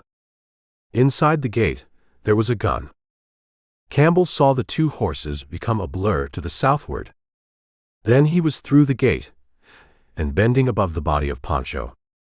The big man had died swiftly, if not easily. He was lying on his face, and Campbell left him as he fell. He bent above him and lifted a .44 with a black bone handle from the man's holster. He hefted it and approved it. It was balanced as a gun should be, and it had that something about it that identified it as a fighting man's weapon and not as a mere store gun. It deserved to be drawn, he said. The feel of the weapon transformed him. He begrudged the time, but on a hunch he stripped the belt and holster from the dead man. Then he straightened and looked at the horse. Pancho had saddled horses all right, 3 horses. Another horse whinnied, and Campbell whirled, his hand on the gun. Nell rode through the gate. She was riding, as she promised, like a man. She was riding easily, without a trace of the fatigue that she must have felt. He waved to her, a wave that indicated the mount of the fallen Pancho. "I'm riding this one," he said. "Better leave that animal here and get back to Bob. I'll be back." The girl edged her mount close to his as he swung to the saddle. "Wherever you're going." "I'm going with you," she insisted. There was assurance in her, a certainty that matched his own. He was no more sure of his return to her than she was of the fact she would ride with him. She was pledging, too, and with no subtle intuitions to guide him, he sensed it.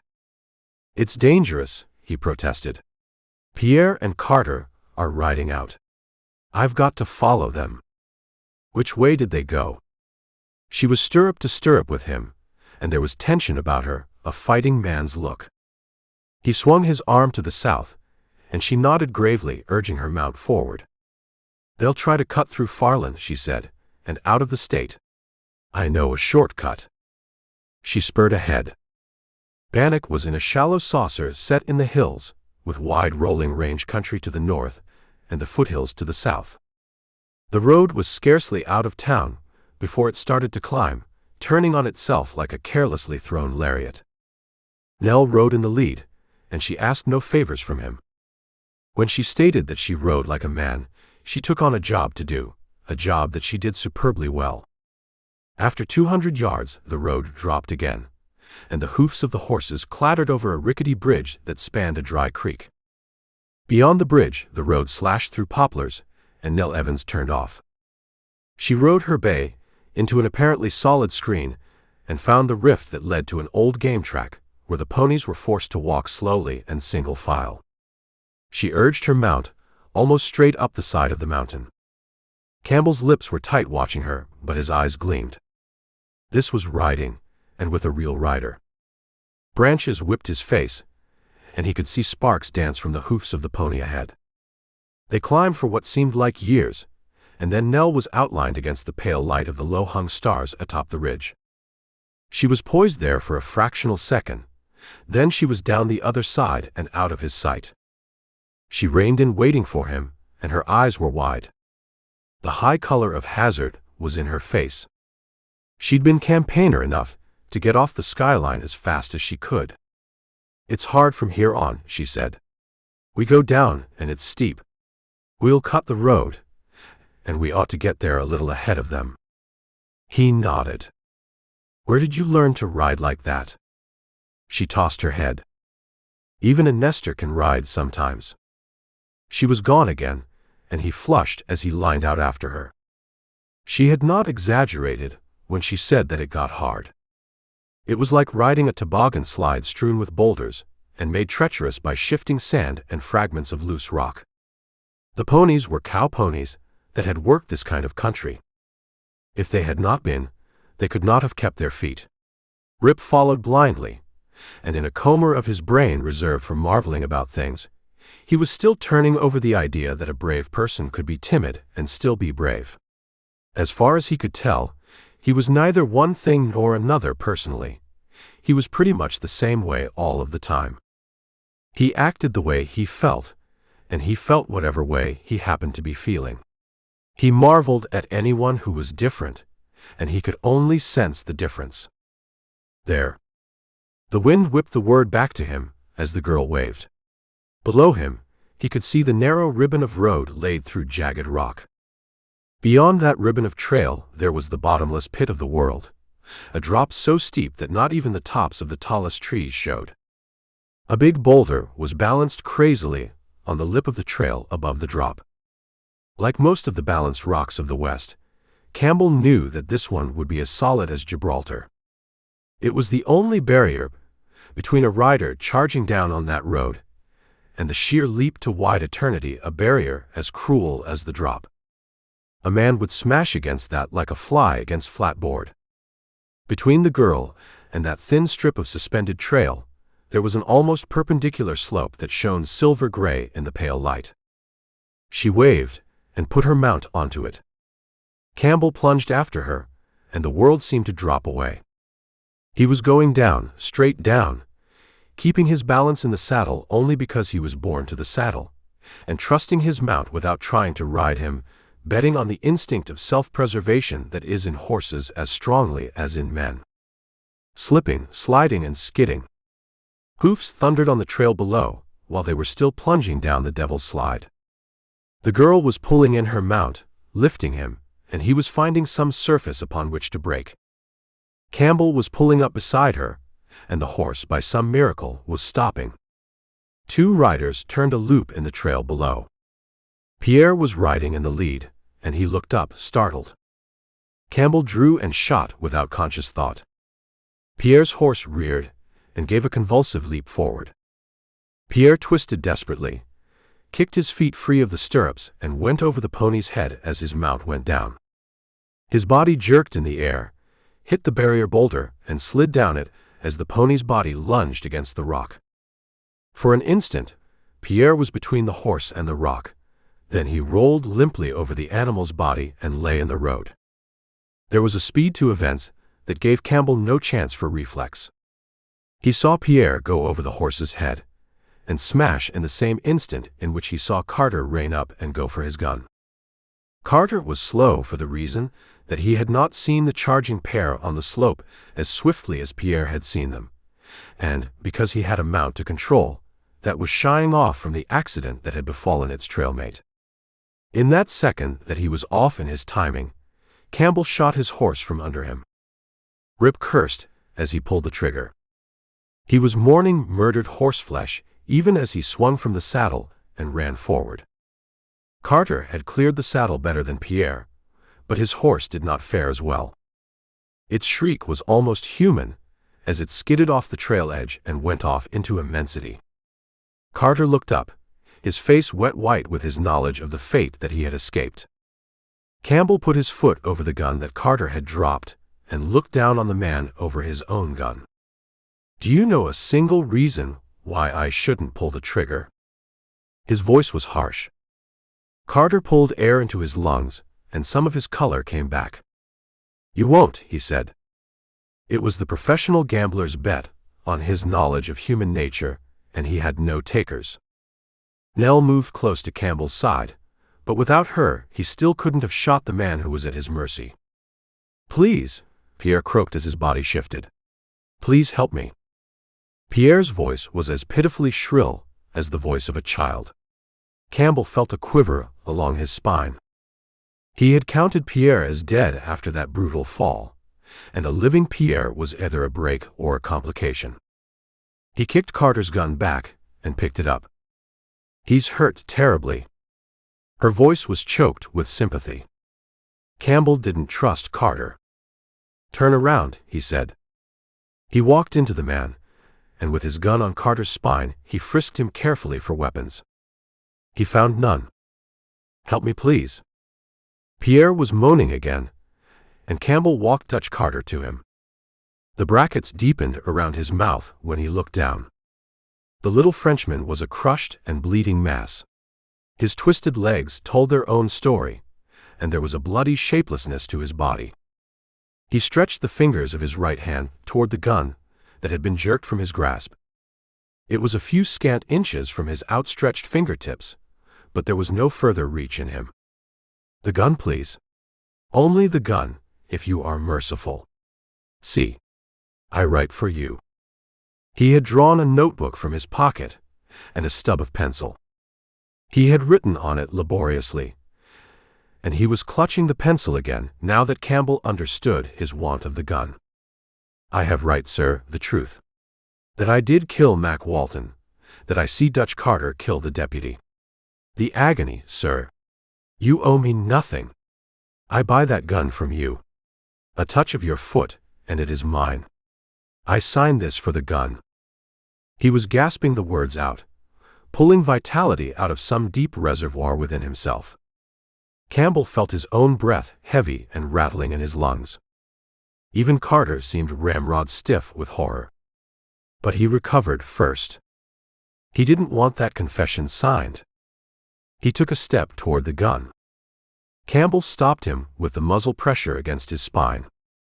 Rip was torn by impulses that warred with emotions. Pierre wanted only the privilege of suicide, as a relief from agony, and confession was the price that he was willing to pay for a gun. Pierre asked the mercy that a man would give a horse. Campbell's hips were stiff, but he nodded his head. Pierre's breath whistled from his lungs in a husky sigh, and he scrawled his name slowly. "Thank you, sir. And now the gun." Nell gasped quietly and crumpled in a heap. The gun. His fingers stretched, and a look of unbelief crossed his face. He blinked once, and then his fingers curled.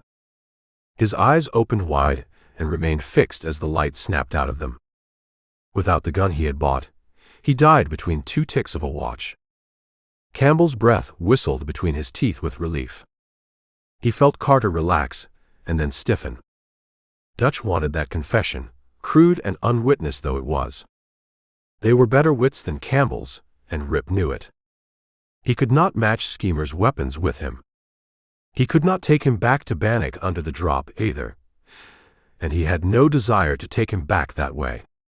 He wanted to take him back to the Ranger defeated. His eyes were narrowed, and the muscle was hardened into ridge lines along his jaw. He had taken too much from Dutch Carter. Almost everything. "Walk away from me, Carter, and turn around." He prodded the man's spine with the gun, and he felt a thrill of exultation when he saw Carter's shoulders twitch. Carter knew now how a man felt when he was given a reprieve and permitted to escape from jail in the face of men with guns. He knew now, perhaps, how the deputy felt in the moment before he stopped Carter's bullet, how Pancho had felt, and how Rip had felt in the moment before Nell's brick had shattered the jail lamp. Did he? There was a moan from Nell's lips as she struggled up. Campbell did not look around. "No," he said. "He just died." He was watching Carter. Carter made reluctant work of his short walk, and he turned with the fear of death in his eyes. Campbell measured him. "You told me once," he said grimly, "that you could buy all of my kind that you wanted, complete with guns. Pierre bought a gun. How much would you pay for one?" Nell gasped. "Don't." Dutch had slumped into a crouch. There was a wary hope in his eyes, a hope that dares not be too strong. He was doubtful, unbelieving. "Don't play with me," he whispered hoarsely. "If you're going to shoot, shoot." $1,000 for a gun, Carter. Campbell's lips were hard, his facial muscles rigid. "That's what my friends lost in your town." Carter stared. "You mean that?" he gasped. "Just that. Have you got the money there?" "Hell yes." Carter's fingers fumbled with eagerness as he jerked the wallet from his pocket and thumbed hastily through a wad of bills. "Count out 1,000 and throw it on the ground." Carter flashed him another unbelieving look, counted the bills and tossed them to Nell. Rip took a side step and kicked Pierre's gun over the side of the trail. He listened to it hitting the rock wall on the way down. His eyes were fixed expressionlessly on Carter. "That leaves 2 guns," he said. "How much for the other one?" The hope left Carter's face. His lips twisted in a snarl. "Have your fun." "I mean it. Count out another 1,000, and I'll give you both of them. That second 1,000 is mine for damages and fighting wages." Carter's hands opened and closed. He didn't believe it quite, but he was a gambler and he knew men. Campbell wasn't a liar or a welcher, and he knew, looking at him, that he was not. His hands trembled a little, but he counted out the bills and threw them after the first stack. Campbell sighed. He passed Carter's own gun to Nell. "Take the bullets out of that," he said. "What?" Carter's eyes widened. The girl gasped, but she took the gun with a steady hand. When she had removed the shells from the cylinder, Campbell passed her the second gun. "Now that one." Carter seemed frozen, and Campbell had the guns back in his hands, empty, before Carter shook off his surprise. Campbell stepped forward gravely and handed them. "You bought guns," he said. "There was no sale of ammunition." Carter took the guns, snarled an oath, and lashed out. It was the move that Rip had been waiting for. He stepped inside that first savage blow, and his left snapped to Carter's chin. The boss of Bannock took a backward step, and Campbell landed his right after his left. Dutch went down, and he came up without the guns. Campbell met him with a ramrod left. They smashed back and forth across the rocky trail, with the sheer drop to one side of them, dead horses and a dead man at their feet, and a bewildered girl moving away from them with cold fright in her eyes. Campbell's blood coursed hotly. He didn't feel the punches that ripped to his already battered body. He felt neither exhaustion nor pain nor anything else, save the fierce desire to annihilate the man before him. Carter felt himself being driven back. There was a salty taste in his mouth, and bells ringing in his brain. Dutch was panting, and his eyes were wide, and he reverted to type. He scooped up a rock with one hand as he charged in, and brought it up with a snap motion. It would have smashed Rip's skull, but Campbell had a single tick of time when he saw that scooping motion start. He bunched his muscles, and as the rock whizzed past his head, he put his weight behind a swinging overhand right that caught Carter coming in. The boss of Bannock was lifted clean off his feet, and he was out before he hit the ground. Rip felt Nell's arms about him before he saw her, and he blinked down at her. "I'm sorry. I had to do it that way," he said. He put his arm around her, an arm strangely heavy now, and it was good to feel her close to him. Somehow, they'd get back to Bannock, and there was no more fight in Dutch Carter. When he recovered, he'd be through. He was the kind of man that can be licked only once. "Unless you like the eating house business," Rip said huskily, "I own a hardware store in Kansas City." "I'd like the hardware store better." She was laughing happily, a little hysterically against him. The world seemed fresh and new and unbelievable. There was a hardware store out west, but he had an idea that it would still be there after he left. He'd fought with this girl, and he'd risked danger with her. She was not the kind to make a man wear an apron behind a counter. The end. Do you like wild Western adventure? Can I send you a full-length novel free? Get your copy today. Rather, listen. I have over 30 Wild Western audiobooks you can hear for free. Saddle up and click play today.